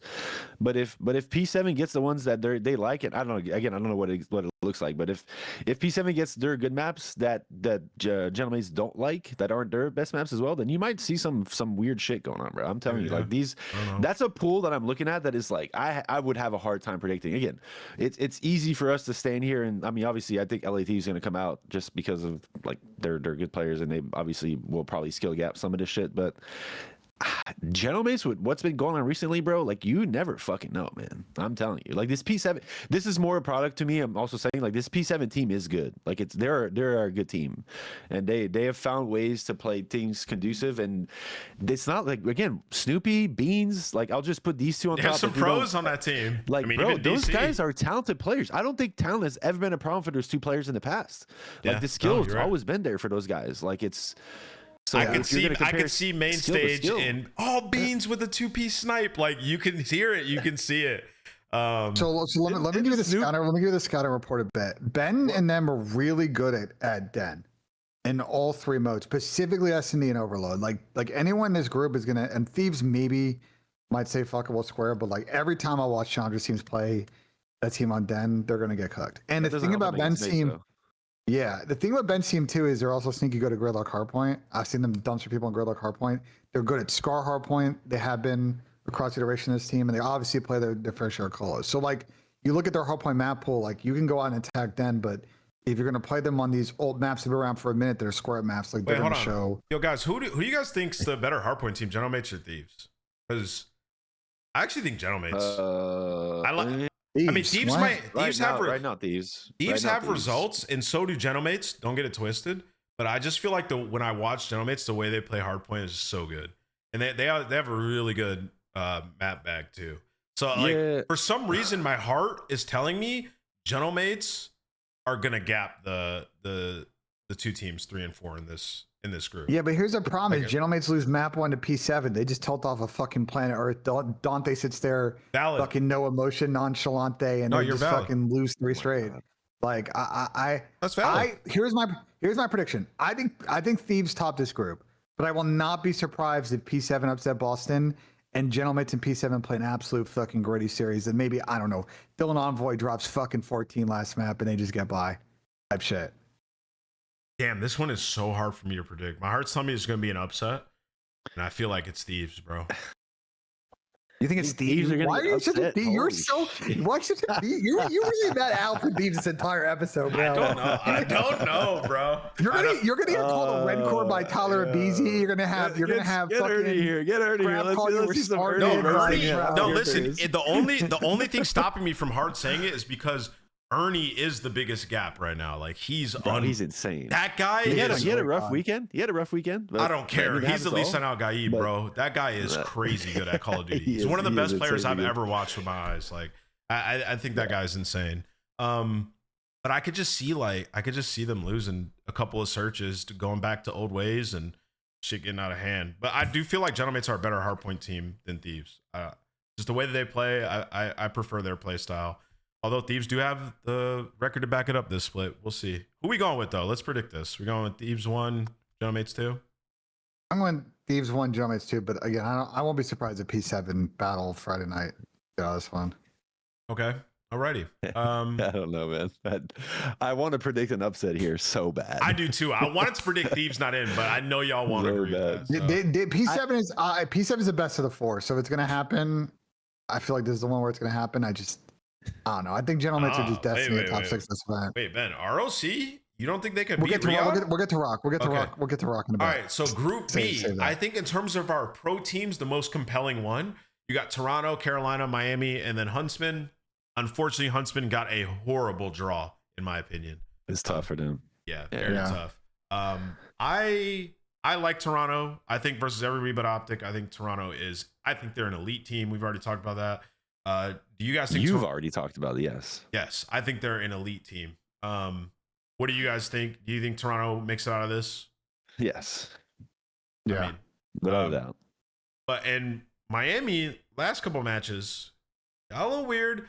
I don't want to go full recency here because the minor was good for them, but their LAN has also been a little dodgy as well. Yeah, questionable. Yes, but so is Carolina's. True. So it's like it's another one that like it's kind of hard to predict between Carolina and Miami because again we've seen good things out of Carolina, we've seen great things out of Miami, but we've also seen some lackluster stuff from both teams. So, but I agree. I think Huntsman got kind of dipped. Yeah, they got screwed, dude.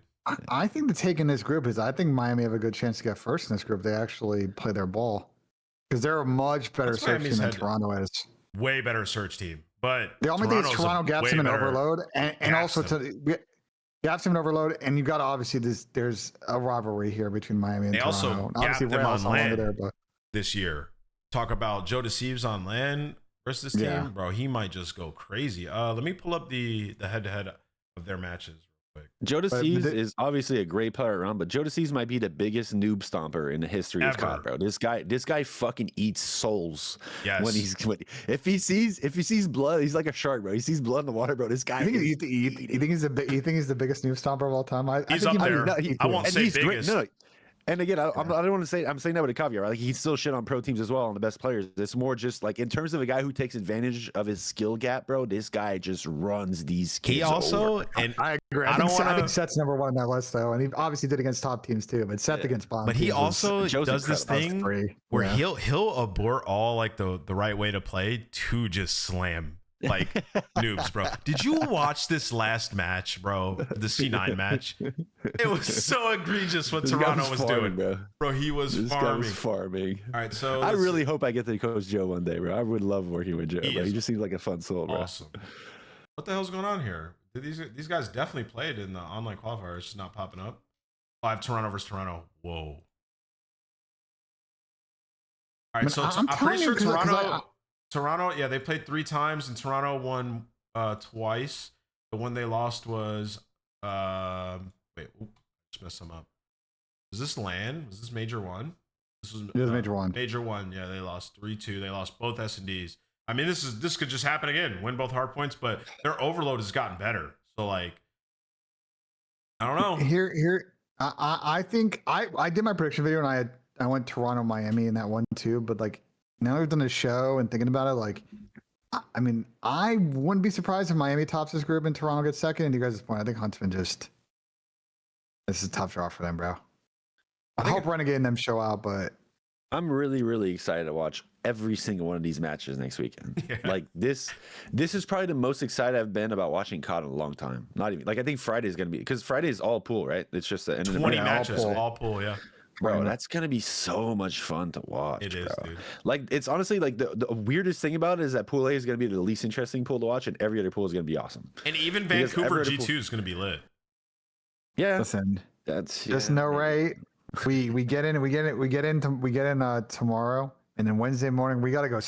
Tom and I are gonna go stock up on snacks, bro, because it's gonna be a long day on Friday, and we're gonna need caffeine and energy because. to your point, it's gonna be a lot. It's of gonna be games. kind of crazy to swap through all the games. Like that's gonna be Yeah, that's why, a lot of like. That's why I have this. That's why I have this device and a stream boys. deck, so we can switch through all these different streams. Your model's giving Carolina a pretty good chance, brother. I mean, yeah, I don't know how I feel about it. If Miami don't make it out of groups, what does this do to that team? Like, because they've been so good, and then just fall flat the next series. And then online to land, it had just exactly hasn't translated. Like realistically, they've been the same team as Riyadh this season, barring the really good minor weekend that they've had, right? And think about the amount of shit we give Riyadh. Like it's really the same team.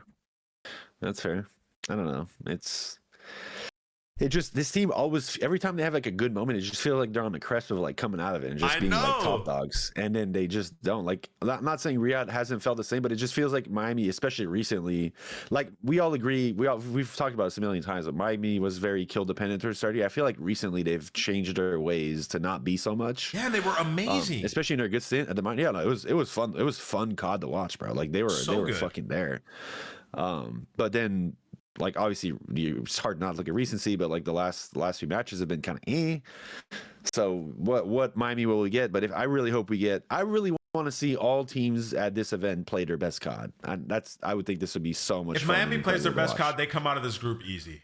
Like, yeah, I agree. Their ceiling is crazy, and Trix has been heating up. Yeah, I'm overthinking this. Miami's a good team. They're gonna get second in this group. Like Carolina, and it's probably chalks Carolina, but yeah. That's what it is. Which sucks because they need it, but yeah. All right, Group D. Weird one, because like I could see like Riyadh played FaZe pretty tight Major 1. I'm not saying Riyadh's a better team than FaZe. There's no world where that's true. But like I could see that match getting interesting. And then on the flip side of that, if Riyadh look like they have on LAN the last two majors, they could lose to ROC. Like this is probably like ROC low-key have the best chance just given the group that they got put in. And if they beat Riyadh, holy shit, Ben. Bro. Holy shit. No, that's ultimate blowout, bro. The worst thing sorry. The worst thing that can happen all weekend is if we don't see this Riyadh versus Rock match. We have to. That would be like the biggest like tease ever. Oh my god. Because we need to see these two teams. Like I don't think everyone understands like the storyline this creates in Saudi with these two organizations facing it, bro. Like Riyadh, the Falcons would hate losing to Rock. Oh my god, it would blow up their whole plan. They would have to reevaluate their entire thesis on their roster and where they put their resources into.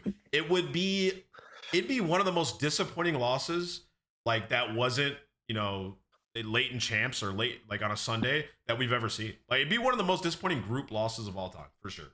Like, bro. Oh my god, we gotta see this. Here's how I handicap this series. These two teams played a couple weeks ago, and I'm gonna be real with you, like I think the problem for Falcons in this one is they're just such a mid-pack S&D team. Maybe if FaZe are just playing bad ball on Friday, that's there. But if ass at S&D, they're ass S&D, and I think FaZe is a 3-1 at best a 3-2 in FaZe last map type series. Yep. As for the Rock thing, the problem for Falcons is Rock have also shown that they are very good at search. They're also really good at a couple of maps, at least against challengers teams that Falcons are good at, AK Sake Hardpoint. So I'm very curious. I'm curious what Riyadh's going to do. We're over. Obviously, none of us think Cloud9's going to do anything in this group fine, but no. I think Rock actually have it. If Falcons play the way they do online with how loose they are, and those Falcon and the Rock guys are shooting, this one will get very interesting very fast. Well, hold on. Falcons have showed no consistency on land this year. Let's put it like this. Zero. So you would say the specialty of all three of these teams, even though FaZe operate Respawn at a high level too, is S&D, right? Besides Riyadh? Rock are a good Respawn team, though. I wouldn't say that Rock are S&D specialty fucking team. But you would say that's all three of these teams like main strength, though, right? Which one of it's not a weakness. Let's put it that way. Yeah, fair. That's kind of hell for Riyadh, bro. It definitely matches up with Riyadh a lot. Yeah, 100%. That's good. Yeah, but it's replay. You're so if you're Riyadh, brother. They've had fucking what was it? It's May. They've had 7 months to get good search. Yeah. Like I don't feel bad for any team at this point in the year is still making the same mistakes over and over in S&D. And candidly for Falcons, like, and I don't want to put pressure on one individual player, but like if they want to do anything this weekend, like same way we talk about Snoop with P7, action's got to come out and be a factor in all three modes. I don't agree. Celium's got to do something. Yeah, MC's got. They all got to play well, but in particular, my eyes are on.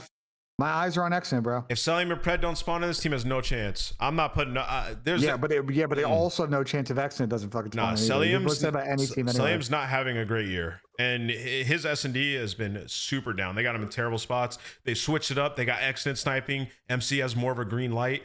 MC needs to play well at this tournament. Like, you are getting paid the Ultra Omega bag, brother. You need to go above and beyond and play well. I agree that MC's not having an all-star year, but I also think that if you watch them play, if I were NAR in this team and the way that they're submachine guns, the way they play on the map, not off each other, giving up space, running backwards, not communicating quickly, it would be probably fucking terrible to play behind that. It's probably so chaotic and so confusing, and that's why their map looks so loose, and that's why their team ball in S&D is so fucking bad. Yeah, I mean, we've seen that at majors, and they still can't fucking figure it out. Well, but they haven't done anything in a major. I get Rock is good and all, but we're all like, dude, the skill on the Falcons team, like, this is a matchup that you have to look at. Like, in terms of skill diff, it's just hard not to look at as the outcome. Like, in the same way we talked about Joe to Steve, like, bro, you think Cell and Pred aren't gonna fucking feed on these kids? They should. Like, they fucking better. They fucking better. Unless my man Coach Steve, is just coaching these guys up to be the most fundy oriented team in the history of times. Like, you have to believe from a skill standpoint, this is a lopsided matchup. So again, I'm not bringing down Rock in any capacity. I'm just more so saying, like, we've talked about this with our new matchups. I don't think it's fair to not talk about this matchup in the same way. Like, Falcons should beat these teams. Yeah, but you haven't seen Okus on land though. None of us have. I mean, bro, I paying for C9, bro. I really paying. Like, it's just, these guys are trying, bro. And to be fair, like, recently C9 has actually been playing these matches closer. Like, they haven't been getting raffle stomped. Like, even against the good teams, bro. They are playing some fundy-ish COD at certain moments that is keeping them in games. They seem more prepared, and if anything, their last few matches they've looked kind of bad in search, which is kind of, they should have won both the dead hard points that they blew. Whenever it gets to last rotation on P1. If anybody from C9 camp is in here, somebody take a route, brother? Please. Let's just not all bang through bottom server and top window. It doesn't work. They don't have it. Listen, at the end of the day, the problem with C9 is, like, they're getting better slowly, but they make too many mistakes every map to really be a factor at any point at this level, and they need a roster change. But I don't know if C9 will do it, and it's just there's a disservice being done to both the community, the spot, and the C9 fans by the way this spot is operating. I'm sorry, this fucking excuse from C9 that they're trying to only spend the amount of money that they have the revenue coming in. And why the fuck do you get in? And if you want to not spend any money, just let someone else operate the spawn on your behalf and negotiate and come out and be willing to figure that out. It's a fucking travesty what's going on in this C9 situation. Yeah, I feel for the guys, man, because they're grinding day in and day out, and they are improving. Encourage put his heart out there this last match, but yeah, they're probably screwed.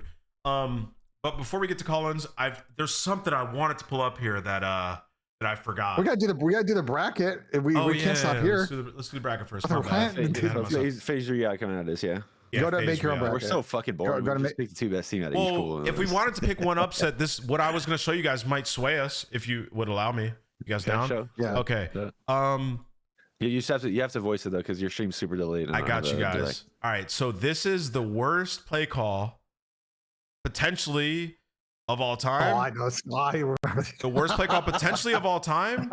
And I wish I pulled this up. We were talking about Gentlemates S&D. So if you're watching on YouTube, just go back to the timestamp of Gentlemates S&D and you can learn a little bit about them. So this is potentially the worst play call of all time. Definitely the worst play call of the year. They've had like 3 rounds this game where they banged out A. Envoy is holding the push through here. Miami are clearly inside, and we're doing this like split where Nep's alone, one's watching mid. We're getting info. Okay, we've got enough info, guys. What are we gonna do here? We're just hold our positions, let them plant. Okay, I don't hate it. I don't exactly hate it, but what they do after bomb goes down, and this is why maybe we pick an upset in that group, come to think of it. Watch what they do here. This is the Gentlemates plan 5-5. Does this shit work? Does this shit work in scrims? I would love to know. There's no way this works. I mean, it might work. Like, luckily, if a team's like gives it up, but like our plan was to drop a smoke and 4 bang out, funnel through one doorway here. When like a lot of teams do this, to be fair. So, but here, let me. I would say one last thing. I'll give the floor to you guys. This is my problem with Gentlemates, right? Okay. Information gained. Envoys coming. I think they're all in A, right? All right. We're going to play a retake. Sure. All right. I'll concede all up to this point. That's good. Bombs down. We just had a guy watching B, got got information that nobody was there. We had a guy staring at mid. He didn't see a lick of anybody the entire time. So why are we not at least taking a little bit of that space and getting more information together? 7 and 5 can easily go mid here. And if there's a guy in this cut isolated, they kill him. If not, we can push through together from 2 different angles. Like, this is my main problem with the Gentlemates and their approach to S&D. It is so like, there's no degree of like them trying to take space, manipulate the map. It's just awful. It's just I would just love to know from pro teams, like, does this shit work? Like, did people try the 2-2 split, the 3-1, and going middle? And getting, to your point, go back to that, like, yeah, maybe the guy isn't holding mid from bar, they're playing like a crossfire setup. It's just like, I would love to know if that ever works. Like, I don't think the retake is easy on Plaza, but like there's got to be a better way to split and pinch here and get the guys on site to tweak. Because that's your real only chance. If they're holding Hatties, go mid and shoot a bullet. Like, this is what I meant. Hits the best shots all the time. Remember I was talking about the fringe? If 5 goes here and shoots 2 bullets, it pulls 2 guns at least, bro. You don't even got to get in a gunfight. No, yeah, I think the biggest thing here is that there's not really much tac usage besides the smoke to get in. It doesn't look like Miami have a trove, so that's where I would advocate. The positions you also play in the bomb site aren't like ample, so like you can shoot through those walls that are on the side there, and you can see. I think it was someone with an AR, either Ghosty or Sib, was trying to shoot, like, peppered him up with shots while they were trying to plant before. So you can there's probably like ways to do what they did, maybe like slightly better, but yeah, to a certain extent, it's probably not the smartest thing to just all run through a doorway without using your tax. Like, that's probably, I would assume this probably doesn't work very often. This is what I've always not understood about this retake, is why wouldn't you, instead of smoking this window, why wouldn't you just smoke the corner? And yeah, like, it's still everybody's shooting through smoke, but you're going to make those guys holding that angle, because there's a very common way that people play this. 2 seconds, let me say this to Ray. Maybe readdress and make a mistake. 2 seconds, let me say this to Ray. Everything we talk about this, Ray, has to be from the perspective that it's fucking 5-5. Like, if this was 2-3, 3-2, it's not even, it's like, it's still bad, but it's not like world ending. This is 5-5, bro. Look at Trace. Every round matters the same. Every round matters the same, except the one that's game point. Yeah, but they all lead to that point though. Like, to me, it's more the sense of, it's just more the census of like what you guys are saying. Like, they would have to have done this in a scrim to where it worked before. That's even worse.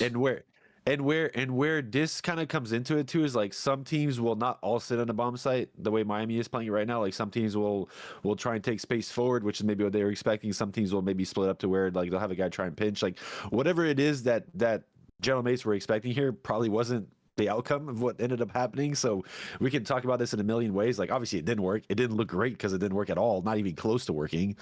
But yeah, I don't know. I wouldn't, like, this isn't to me the telltale of everything. Like, it's obviously not a good it is to me. They have been in man down situations, in retakes, post plants. Again, that has been their struggle this year. It's not 4v4 S&D. It's all the situationals after that. I thought we were talking. You literally said, Ben, you said earlier their problem was when they got a blood, they don't convert the rounds. Yeah, he did say that. I mean, why the fuck? You can't back up on your point here. No. It swings both ways though. I'm telling you that 4v4, it's not a problem. I'm saying 4v3, 3v4, bomb down, retake. Like, that's the 4v3, 3v4 are different. You're literally no, but no. I'm telling you, in all of them they suck. It's not just one. It's all of them, Ray. It's all of them, because the point we discussed. Sucking at 3v4s is kind of normal. But I mean, bro, you can go look at the numbers and slice them and dice them any way you want, Ray. Go look and slice them and dice them any way you want. Listen, it's bad. Ben, you're digging a mini grave here. Listen, the point of that round to illustrate is to show that they don't use anything with the information that they gain on the map, and that's their problem. They have individual skill. The players are very, very good, but they don't use the info. They don't use what's given to them. Take what's given to you, and they'll have way more success. And I don't think they're gonna fix it. I mean, they need P-Dog. I see in the chat. They need you in the building, brother. Fix this camp quick. We need it's a few conversations that lead to, like, is it the willingness? I mean, I can't be the unwillingness to take risks. These guys love taking risks in certain points. I don't know. It's a weird one to put a finger on without being inside the camp and seeing what's going on. Yeah, 5-5 guys. Yo, 5-5. They planted right back. Yo, I got to smoke. We out. So do we want to pick the P? Do we want to, for fun on this, pick gentlemen to get upset? I'm down to do it. I don't with give a it. shit. After seeing that again, low key, I thought they would just dip. I'm so done. Just by virtue of that round, bro. In the same gentlemen are getting top 6 or top 8, so it doesn't really fucking matter anyway. Like in the same way we talked about fucking Jodeci's new stomping, like Travis will fucking eat these souls, bro. Like Trav and Ghosty will have been having your like individually. These guys are having a great stage from a slaying standpoint. But dude, Trav, trust me, bro. I've watched like again. You guys saw Trav last year. We've seen him this year, bro. Like this kid's fucking incredible. Like from a slaying standpoint, like you cannot. He is. He goes on his little sprees, but he's been kind of mid recently, bro. I'm not gonna lie. He's got a point in S&D the split. Let's stop guessing, in S&D bro. the split. He's got a point. He's got a 0.6 in S&D this product of your team in this, and that's like 7 series. It's not like 3 series. So he's got to play better. I agree with Ray. Theoretically, he should feast here, but I'm very concerned about Gentlemates, bro. They have not been playing good COD for a while now, and I have a really bad feeling that after this event management is just gonna fucking put their finger on the situation and force a change. It'll be hilarious. Last thing, bro. Trakes' laughter wasn't even that was crazy. It wasn't. It wasn't like he was forcing it. Like he genuinely was in tears, bro. Yeah, he was. Like that was kind of funny. Like he was genuinely. That's my favorite end game cam, honestly. Look at him. He's genuinely in tears. Watch. This shit is so funny to me. There's a like it's. He's like, what are they thinking? He's genuinely in tears. Even if you look at the mates, like the cams afterwards, like bro, like all these moments we see, this is very small, but bro, like the frustration, like can show at certain times. Like there's not too much frustration here, but I don't know. You got connects, Ray. See who called that? The what called the shot here? Hell yeah. I mean, again, like there's a certain mindset to me where like, okay, here's the way I would put it. In a world where I'm like, let's say I'm preparing my team to play Plaza and they get a plant where we don't bang inside A, we have info they're inside A. I'm always assuming, I'm playing with the assumption that all 4 players are inside the bomb site unless I see otherwise. So like for kind of what you said, which to me, the way you broke it down was kind of fair, where they had space mid and they got info that nothing was mid there close. So then theoretically they probably should take a chance on taking some mid space and providing different angles to go into the bomb site. At the same time, though, when you think about it, like mates have pulled the strategy out where they send 3A on offense and they send Travis to pinch. So they might think that's in another team's bag too. They might be playing with the mindset that maybe someone is out on the map going to be pinching him and stuff. So they feel like if they stay mid and they slow play to try and break from different angles, they might get pinched. Like, okay, but Ray, where are they going to get? Wait, you're saying gentlemen might get pinched? Hold on, let's talk strategic bag here though. So Ray, if me and you, the video up, how are they going to get pinched with the way they're holding that? Hold on, Ben. Let's talk about. So Ray, if me and you, Ben, you're not fucking listening, man. Yeah. You're very, very like small and brain here, Ben. Explain. We're gonna talk about it. So Gentlemates has worked a 3-1 on offense where they send 3 guys in a bomb site, assuming they would get like there's probably a blind count where they're hoping to get into bomb site for free. They get a plant down, and then another team is going to try and pinch, and then Trav was at B, going to be late pinching, making a play off whatever your team was going to do. Kill that guy that tries to do pinch. Yes, you're talking this in general. Okay. Yeah, but that's, I'm just saying, like, fair, if it's a like when you create strategies in your mind, you're assuming the other team may have these strategies as well. So you're trying to play to the idea that some team may be doing the things you're doing, which could like be bad for you mentally. Because like in this case, especially, they're probably thinking someone might be doing that. It's a round 11 strat. Some teams might be pulling something out of their ass and do something crazy like that. So just more so just for this instance specifically, the way they reacted it, maybe because of that myself. I'm not saying it is. I'm just assuming. I'm making kind of like educated guesses here on how the situation was played out. That's probably exactly what they were thinking. But Ray, let's say me and you were teaming and we're in this situation and that's been happening to us. We might come out with that same look, right? Like 5-5, we don't want to stack and give up the whole map, right? Yeah, no, 100%. But yeah, we would have discussed the possibilities. We have to concede something. So the concession there is, especially once bomb gets planted, is like, we have to take some space mid. Like, it is what it is. If there's a guy on this pitch, like, we can maybe glance it and then play the timing, but like, we have to. You know what I mean? Like, there's not... Yeah, No, I get you. You're telling me Dante and Travis are throwing their nades, bro. We have had to at some point discuss how to kill that guy behind bar. Like even earlier, like there are ideas. And you talk about those moments, right, where it's like, okay, they've had a guy in this late pinch. Okay, Envoy's definitely giving info. He can hear shit. Okay, there's multiple in A. Then that's the cue. Okay, Neptune, you need to go as our playmaker, go take some space B and make sure we're not getting pinched wide. As soon as he gets info, we make plays mid. Like these are all things that I would have assumed a pro team has discussed, especially in the moment, or are just intuition that they just It's don't practice. have. So this goes back Like- to our conversation earlier, and the last thing I'll say, the conversation earlier that I said where you said it's not all individuals, it's just teamwork. They came out in a teamwork look there, but it's on the individual's onus and prowess to make a play, push up, and Neptune doesn't do it because his brain doesn't work that way because he's not that good at S&D. So when you talk about individuals, it plays into it as well. If I'm coaching a team like this situation, like you would assume like if you play all the rock paper scissors, like obviously Plaza's, we can all agree, is kind of like a blind counter-ish kind of map in that sense. Yeah. Like if you go through all the scenarios and scrims to what is potentially can happen, like you would think that a team is going to try and take space mid when a team goes A, because you're like, most teams will send all their players A, because if another team sends all their players A and you don't, then you will not win that fight to start with. So like, especially with mates having it, like they had a spread out position from the start of the map, and they had info on Miami coming inside A. Like unless they see something in scrims and they play Miami that they did a split or something, there's so many things we don't see that could have been overreaction. But at the core, like you look for the most consistent way to break that bomb site, which I agree with Ant here. Like you have to take space and show different angles at the very least to provide info on where they're at. Like even if you pinch and you see a guy on a pinch and it gives you the info, there's only 3 guys on a bomb site. Like there's so many different ways you can look at this from an info standpoint. But here, they get info mid that nothing's mid. They don't know if they're all on the bomb site or not. Even how they played their mid info, they were kind of like passive on it. So even if someone was late playing it, they really didn't find out if they was or not. And then they just pushed their side. Like if Miami would have been split, it might have worked, but they weren't, and it clearly didn't. Like who are the good search teams? This is such a good combo. We should really move on. We will, but this is such a good combo. Like who are the good search teams, right? Like Optic's a really good search team. Like Nep has to play like Antwood right there in that moment. Take space over towards B, clear it out, bro. Like check a corner. If you die, we lost by the gun of Neptune in 5-5 trying to make a play. Like it is what it is. Like they have to be willing. I agree, Benja. We should move on because we could be on this all day. All right, let's go. Yeah. Let's go to bracket. How do you I just click bracket? Click bracket and then make your own bracket. Okay. All right. Let's move on. All right. Optic versus Miami round 1. Yeah, real quick. Someone in the chat said, look at Ben's tweet, said, Purim week, get ready to watch some Clifftown, folks. I think he's full of shit, but that's funny though. It's a good tweet.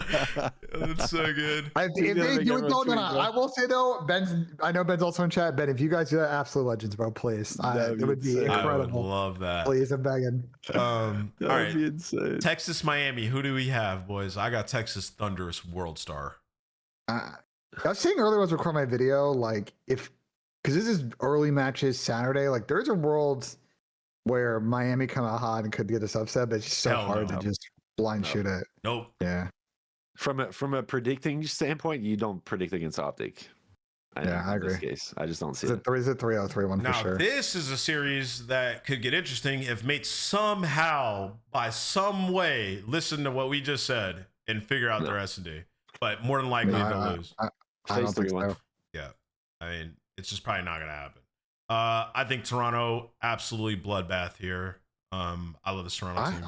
I picked the upset when I made my video. I was like, you know what? I was like, I want to pick an upset if G2 actually shows some improvement. I could see it being this one, just because Toronto's just so mid at S&D. And if they might Minnesota extend the series to map 5. So is Minnesota. Like, who do you trust more in game 5 with these two teams? I mean, Minnesota relies heavily on Kyle to make plays, to be fair. Like it's either Caesar getting picks with the snipe or Kyle kind of making plays up front. But yeah, I don't know. It's a tough one. I'm not saying I kind of agree with Bennett. I don't think it's going to be. I don't see Minnesota beating Toronto, but I don't think it's going to be as lopsided as you think. So the problem in this series is if we dive into it, is like I'm pretty sure Minnesota literally don't play new maps. Like they just won their first gridlock and they're like 0-2 on Saki. I don't think they played any of the new S&Ds like this whole split. Maybe one fringe.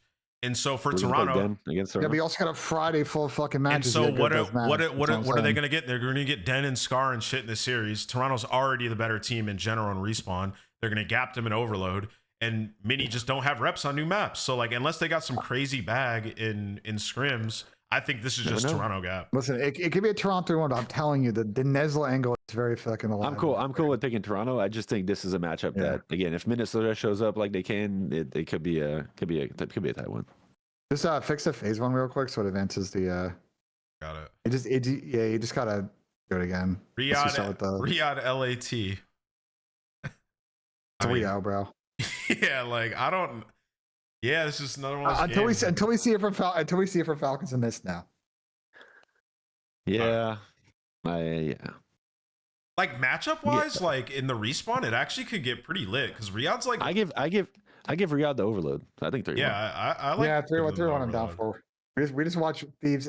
And we didn't even watch we didn't watch all the bad plays on that map that we watched on Exposure. Wait. There was a horrific play that happened. We don't think before Riyadh's too. good enough to win their hardpoint pick. I feel like they are. No, bro. I mean, it really depends on what the Just game five, hardpoint pick is. Can we predict that? Like, here, you guys keep going the bracket. I'll go look actually with the matchup standpoint. And the problem with this is like I think that Falcons Online and Falcons Land so far through 2 events have been 2 different teams. That's fair. And That's fair. And it's so hard for me until we see it.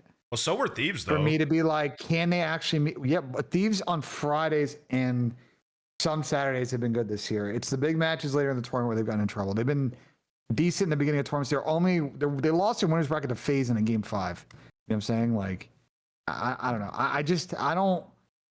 I don't trust in Falcons until they do it, to be honest. The way they play and the fact they've been bad on land, it's tough to just random shoot that they may upset Thieves in this one. I mean, I don't think there's anything wrong with what you said. I just feel like this is gonna be a closer series than some people may think. You said 3-0. I don't agree with that. Okay, so it seems like the main veto for Falcones is Scar and Hardpoint. Yeah. They are 0-1 on Colossus, 2-3 on Den. They like Den. They're 2-1 on Gridlock. They're 2-2 on Sake. So it sounds like Thieves are getting Colossus or Sake, which you'd probably assume they're 4-0 on Sake and Riyadh's 2-2 on Sake. So you'd probably assume that it's going to be a Colossus, which isn't the worst for the Falcons. I don't think. Like, it's honestly like Thieves are 3-3 on it. That's not a bad angle to go look at. And then they're both 2-1 on Gridlock. So you probably Thieves are going to ban Gridlock, right? They're probably going to ban think? I mean, they both don't play Scar, so this could be a moment where, like, if Riyadh really wants to sneak out, they might pick a Scar if Thieves ban Gridlock. But I fear Scrap would just gap them on Scar.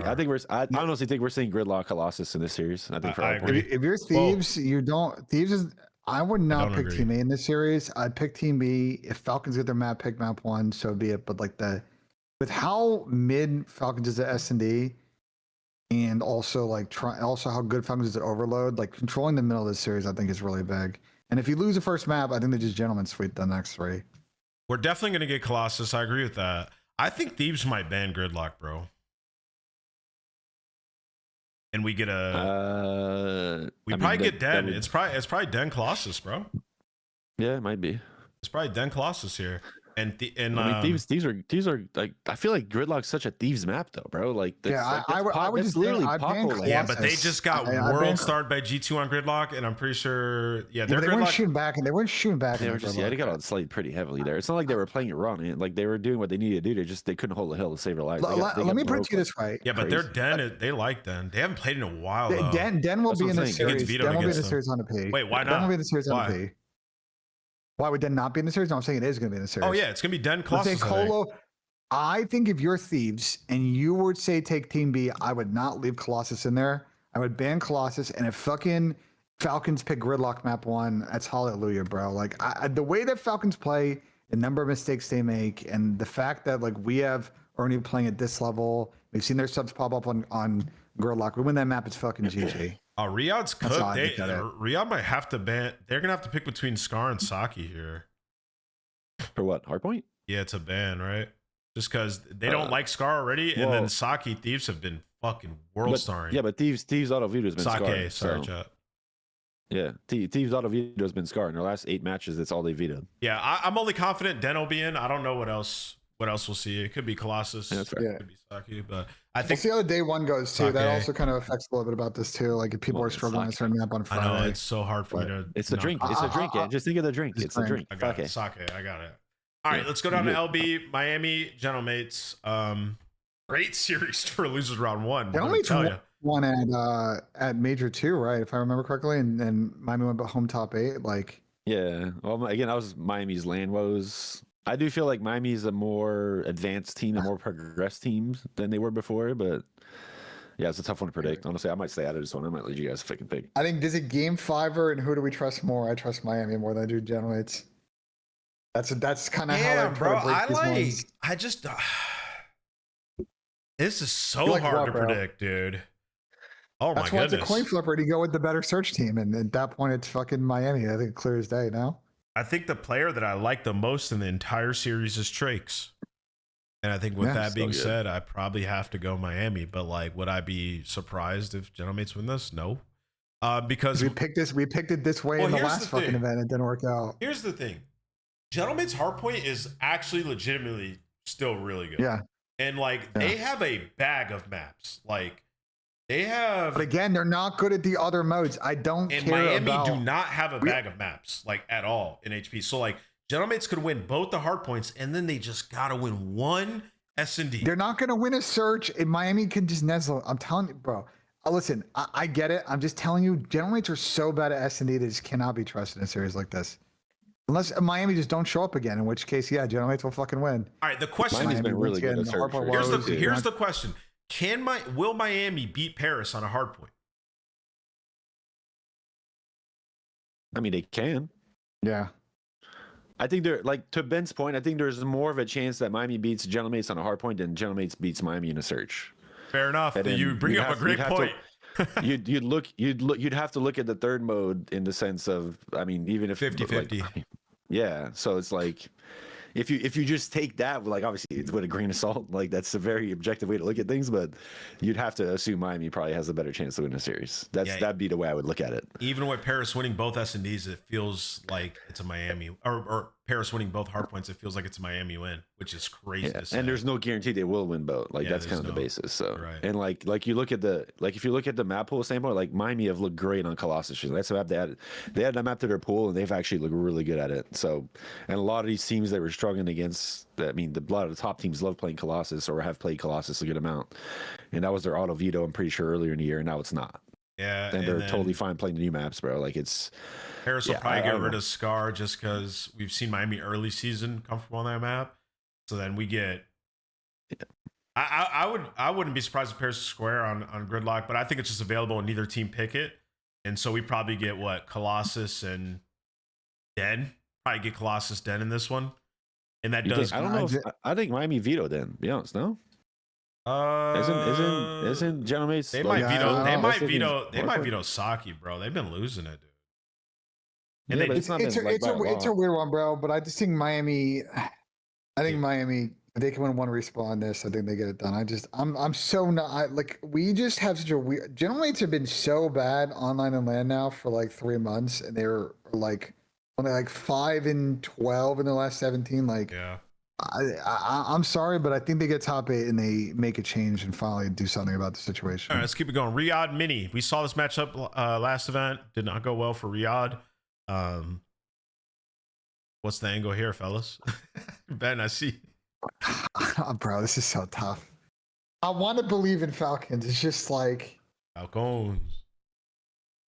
I'm gonna pick Falcons, but I don't feel great about it, bro. I'm really hoping this is the event. I'm begging. I'm hoping this event that they are good, because if they are good, they make this bracket so exciting, man. Especially at the bottom. Yeah. Otherwise, it's just a Thieves walk to grand final or to winners final. They're actually semi decent, and that. But I don't know. Wait, what did you just say? Wait. I'm just saying that right now, Thieves is just gonna walk. We'll talk about Thieves Toronto. You think Thieves gonna walk through Toronto? Yes. Oh, we're smoking. We'll get to that though. We'll get to that. But I think I'm gonna go Falcons. I'm gonna go Falcons game 5. Like, I don't know, AG drops fucking 13. Just by the way, in the future, when we do these brackets, we should all make our own bracket before the show and talk about it on the show, instead of like doing one together. Yeah, I'm not doing. We'll never come to agree on these things. Like this, I kind of went down on this one. I don't feel good about any pick I make here between these two teams. I think it's gonna be a close game. The losers games, yeah. It just really depends on if Minnesota shows up, plays their A game, and then if Falcons show up on land. Like there's so many ifs and buts about these things that it's predicting is just fucking a coin toss at this point. Yeah, we're gonna. I mean, hey, I like the way our bracket currently looks, but this is. Can I address in chat real quick? People are asking like, why is A playing B? A should be D. I asked the league. I said, and if it's not the case, then I got lied to. I said, yo, is the transition from group stage the same as it was at Raleigh? And they said yes. At EWC, they did it the other way. This is the way it was done at Raleigh. So if this is wrong, then I got straight lied to by the league, and fucking blame them. isn't A and D the typical bracket movement? Because it's 1 versus 4C and 2 versus 3C, which is B and C and A and D, isn't that? You would think so, but this this is legit how it's done at Raleigh, so I don't know what to tell you. Yeah. Like, I don't know. I guess maybe it's because it's 1, 8, 9, Has the league not and released a? Didn't the league release a bracket already? Oh, they did. No, they released the pools. I- I'm brain dead. Sorry. I don't think they did. I'm So done. also, hey, you might fuck it up now if you go back to make it's your own probably bracket. because it's 1, 8, 9 am instead of like one having 12 in their group, right? That's kind of like that's probably why it inverses after, right? So they could like I don't know. work it out. Well, I guess we'll see when time comes. All right, let's keep it going. So Texas versus FaZe. It is Optic 3-0-3-1. Nah, FaZe just played all their worst maps and won game 5. Optic or like FaZe were back in the day. They just walked the fucking winners finals, bro. This is game 5, bro. You think 3? I'm fine. I don't care. But the Optic's winning that, right? I mean, I think it's a 50-50. I think it's as 50-50. That's such a crapshoot. That's what I'm saying. I think it's gonna be so close. Wait, why are you so I think Optic have separation from everybody right now besides FaZe. That matchup is a good matchup for like FaZe enjoy it. And even in FaZe's worst overload, Scar, like they play well against them. They beat them in it consistently. The S&D is like always kind of a wash. Like this is gonna be a banger. This is going the distance, series, bro. I'm so excited for it. I mean, I think I'll go Optic in 5 just because I don't know if FaZe is gonna be able to replicate the performance they had in the final, like outslaying like crazy. So I think from like a super objective position to like you have to give the edge to the team that's been better in the qualifier. Yeah. Like so, and we'd have to go with Optic to that. Just because it's so close, you have to find a way to give an edge to a team. So yeah, I fear it's not. I fear this is Saturday. It's not Sunday, so Optic will win. I don't know. It's gonna be good no matter what, bro. I'm excited for it. All right, LAT Toronto. I got Toronto, bro. Yo, tactical FaZe loss or Optic loss in the pool to not play each other this early. It'd be great. I got Toronto in this one. This team's good, bro, and they got a matchup dip versus Optic, and it's been 3 of their last 10 series, and it's making everybody not recognize what's going on in that camp. And what's going on in that camp is a lot of good shit. And Toronto beat TU's last major too, yeah? Pretty sure. And on Sunday. And Jamie Insight gave a very good interview clip about their search and destroy. I think they're in a lot better spot than you guys and the chat and the community want to give them credit for. And I think this is the moment in the match where everybody flips the script on them. Personally, I think they win this. But what do you guys think with the series? I know Ben said he thinks they walk through. I'm not overthinking last weekend too much. These were kind of in flow, and I'm just Toronto is like their S&D gameplay is so bad, and I just think they're just so reliant on winning so many respawns in this. I just don't know, man. I can't go with the upset in this one. All right, that's all right. I mean, if we break down the modes, Toronto's definitely the better overload team. Yep. You could argue pretty close in terms of hardpoint. Maybe you give like a very tiny edge to Toronto, but this stage Thieves have been really good at it. And then S&D, I mean, you have to again just be like we take last weekend away. Like Thieves have looked really good in Surge. So Toronto two separate matches where they 3-0 blitzed LA, bro. One of them was on land. Like, look at this match, bro. Yeah, no, they blitzed their shit. Like it's just in the same like again, we agree this matchup's close. If we're using the same arguments we did for the Optic FaZe series, then yeah, I don't know. Actually, I don't know. I'm actually. I don't want to be boring and abstain myself from this one, but I think I'm cool with anything we decide here. I think this is such a too close a matchup to really determine who really has the true winning, which is again is great for the tournament. If you want to pick the upset, go. If you want, it's a bad draw for Thieves. If you want to pick the upset, fucking go ahead, bro. I don't agree to call it an upset. I don't think there is an upset here. I think both teams are good teams. There's no upsets here. How can you call an upset when they beat the shit out of them at the last major? You can't call it an upset. Whoever plays the best on the day here is going to come out on top. Same thing with the FaZe Optic match. It's just these teams are all too close to. Look at my boy Scrap was in the spin cycle. I just called him Lisan Al Gaib. Like, I mean, yeah, you got to think he's going to play a bit better, so it'd be more competitive. You pick it. Your show. You pick. It's our show, and it's majority rules here. So he's got LA. I got Toronto. I'm sorry, but you got to jump off the fence and you got to pick one. Oh my god, bro! You got final call here, buddy.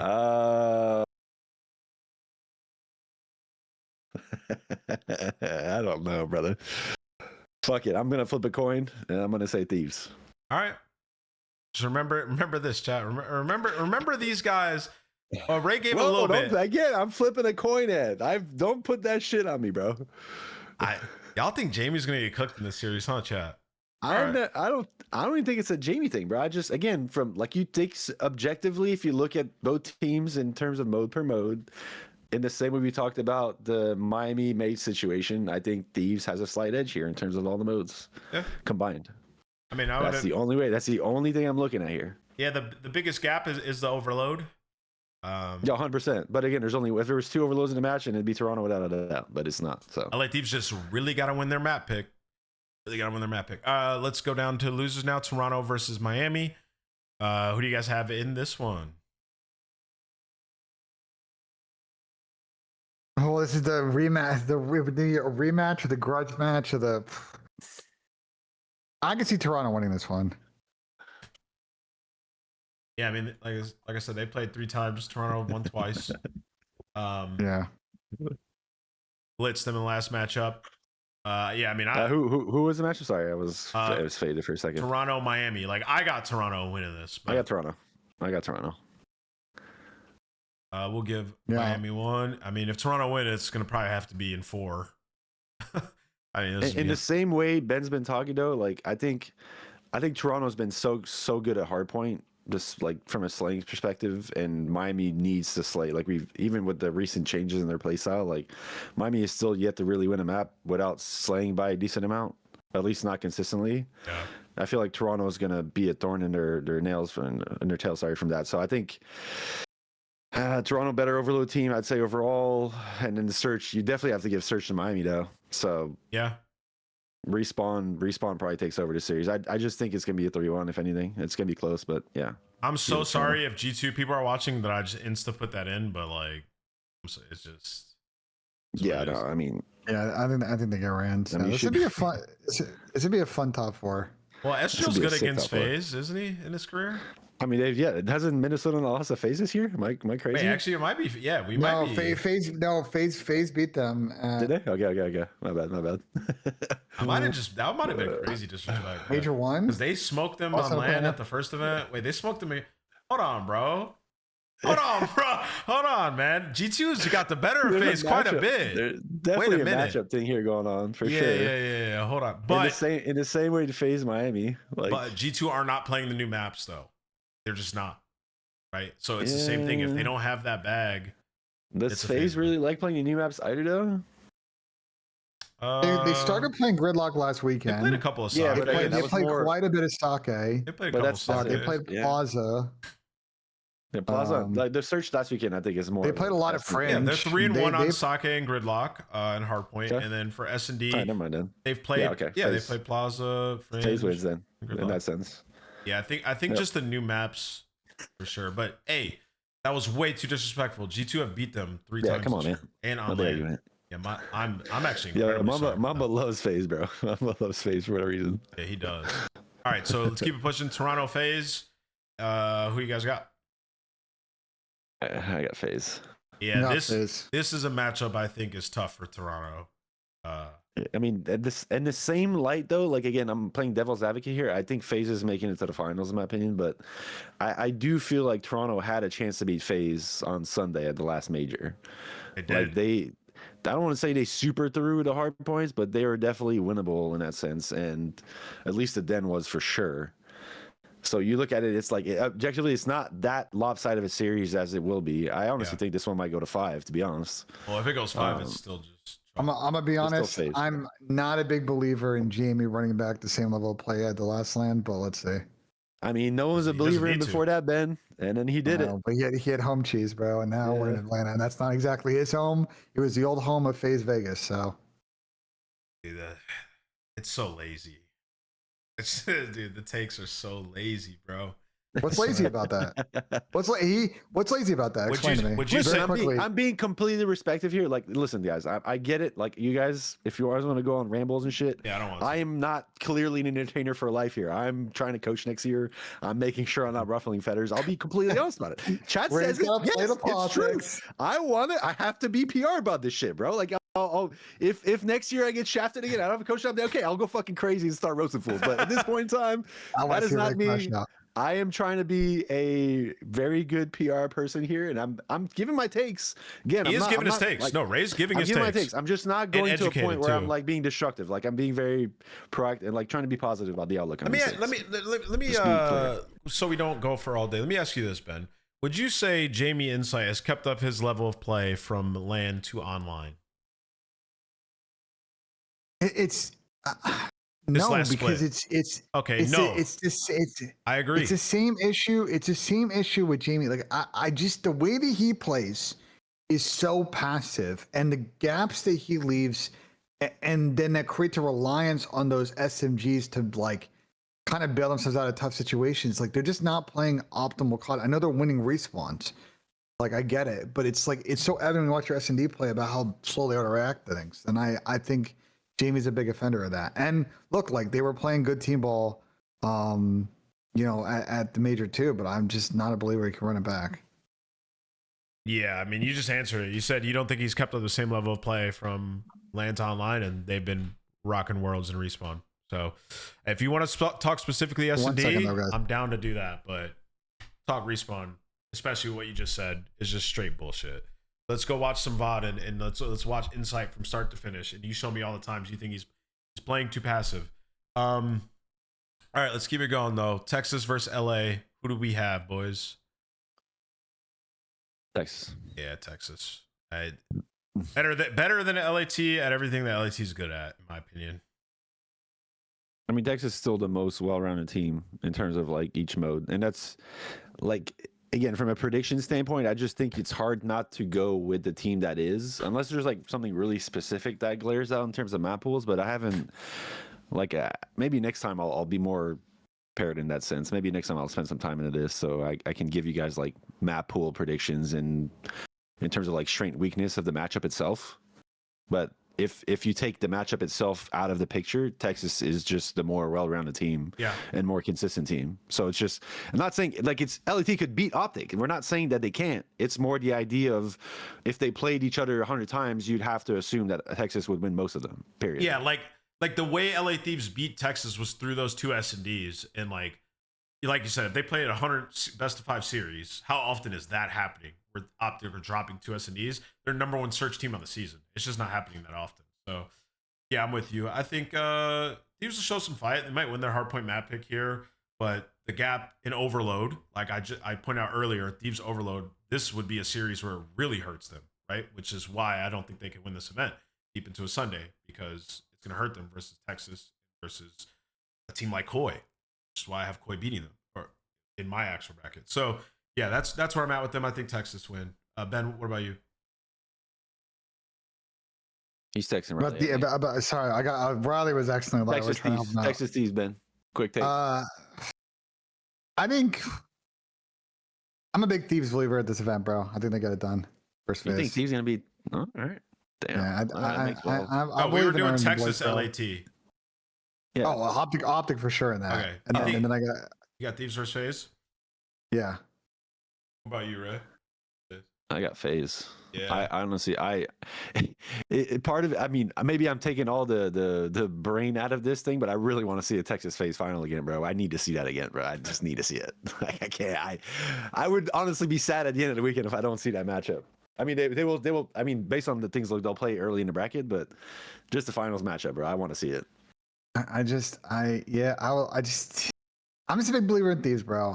Again, they're their own worst enemies, so they can just prove me wrong and just come out and have stinkers again. But like, if they actually play their ball, I think they're the second best team in the league. After the first week of the game, FaZe have won all 3 matchups against them, and 2 of them have been on LAN, and both the LAN ones went to Game 5.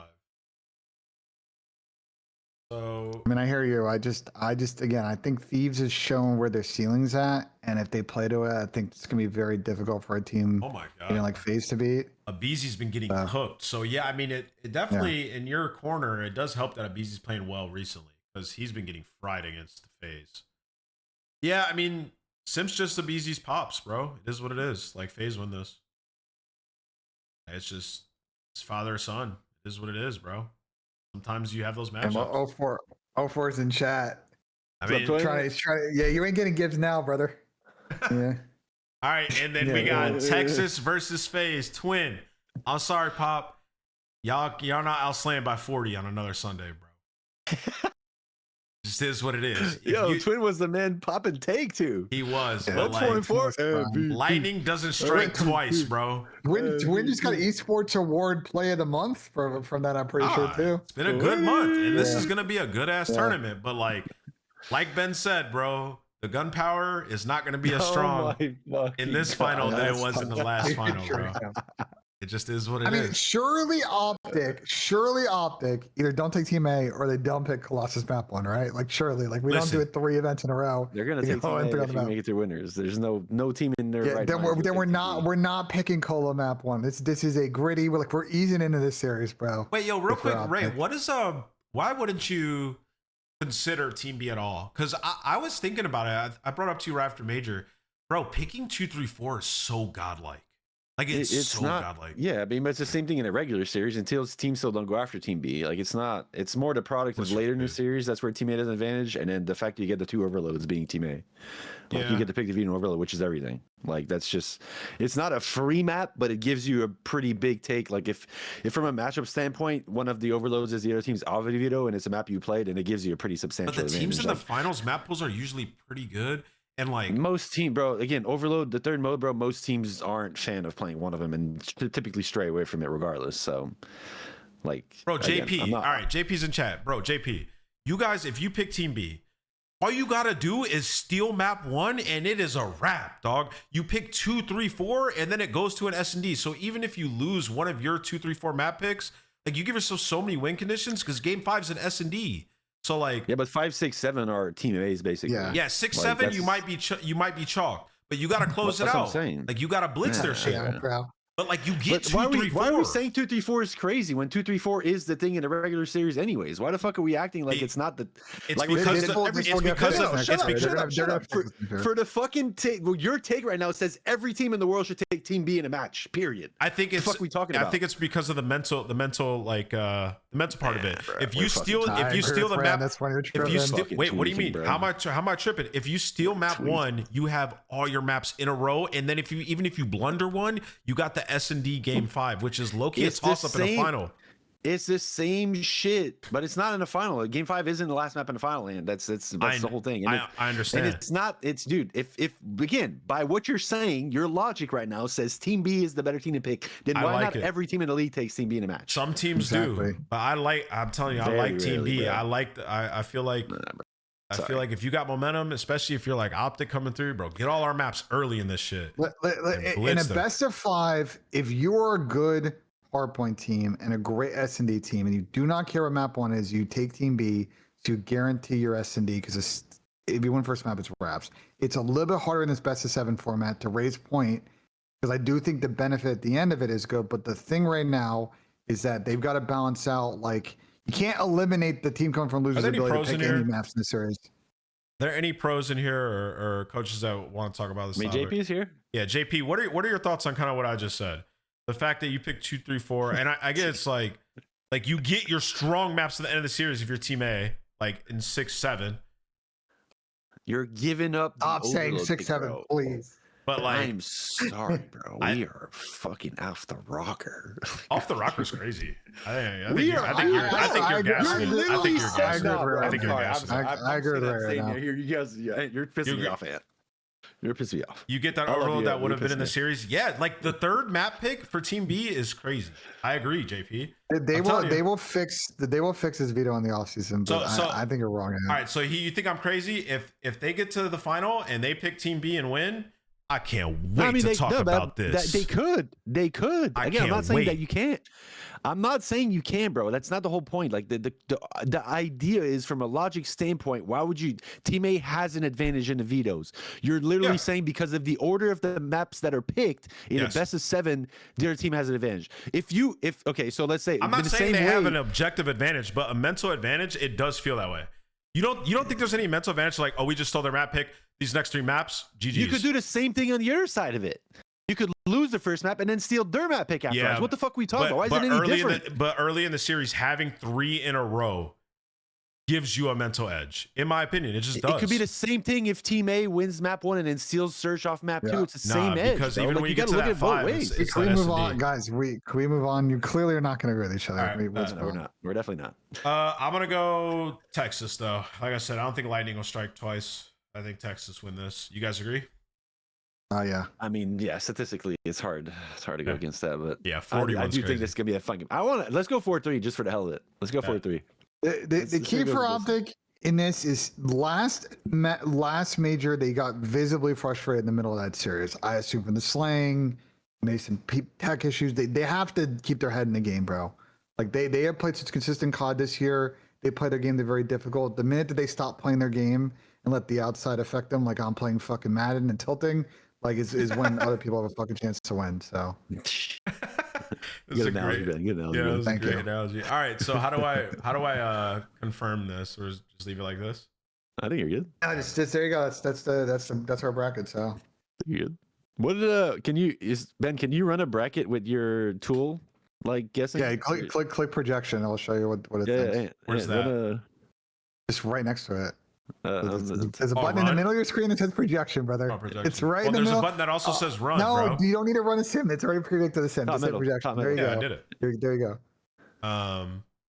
It's not going to be too different from what we pick. The thing I'm running into with the projections is that I need to switch to a player-based elo, and I need historical data from past years. Other models are a lot more aggressive because they have 3 or 4 more extra years of data. I'm only using the season's worth of data, and I'm not happy with the elo-based system I have because the teams are there's not enough gaps between the teams. It's not aggressive enough. And I've tried so many tweaks, and I can only get it so far. Are we doing Collins? No, because I got a slide. But okay, great episode. Yo, Ben, good, or have safe travels, dude. Ray, Appreciate it. heal up, my boy. Yeah, you too, brother. Need you feeling good. Man. Thank you. And I cannot wait for you to hold your child, bro. You got to text me. I will. You have dude, I'm serious. Remember that moment, bro. It's ingrained in my brain. I don't think you can forget that moment, bro. But the first time you hold your child, bro, like tears will come down. The amount of emotions from that moment is unparalleled to anything I've experienced in life, and I've fucking experienced a lot, bro. It is such a fucking sick moment, bro. Enjoy, I can't wait. Man. I can't wait. I really hope everything goes well with the birth process and everything, bro. Yeah, knock on wood. It's been a really healthy pregnancy so far. It should be anytime this week, and I'll be on that fold out bed in the hospital watching some COD. Yeah, and we'll play by ear next week because like if Ant's predisposed with the childbirth and the life of a child, then me and Ray and guys will probably host it. But yeah, stay tuned to Twitter. We'll keep you guys updated on that. Yeah, I'll let you guys know if I'm available to do an episode and stuff. But yeah, once again, safe travels. Appreciate you guys. And Ray, yep, I can't wait, dude. Thank you for the kind words. I'm excited for you, brother. All right, GG's, everybody.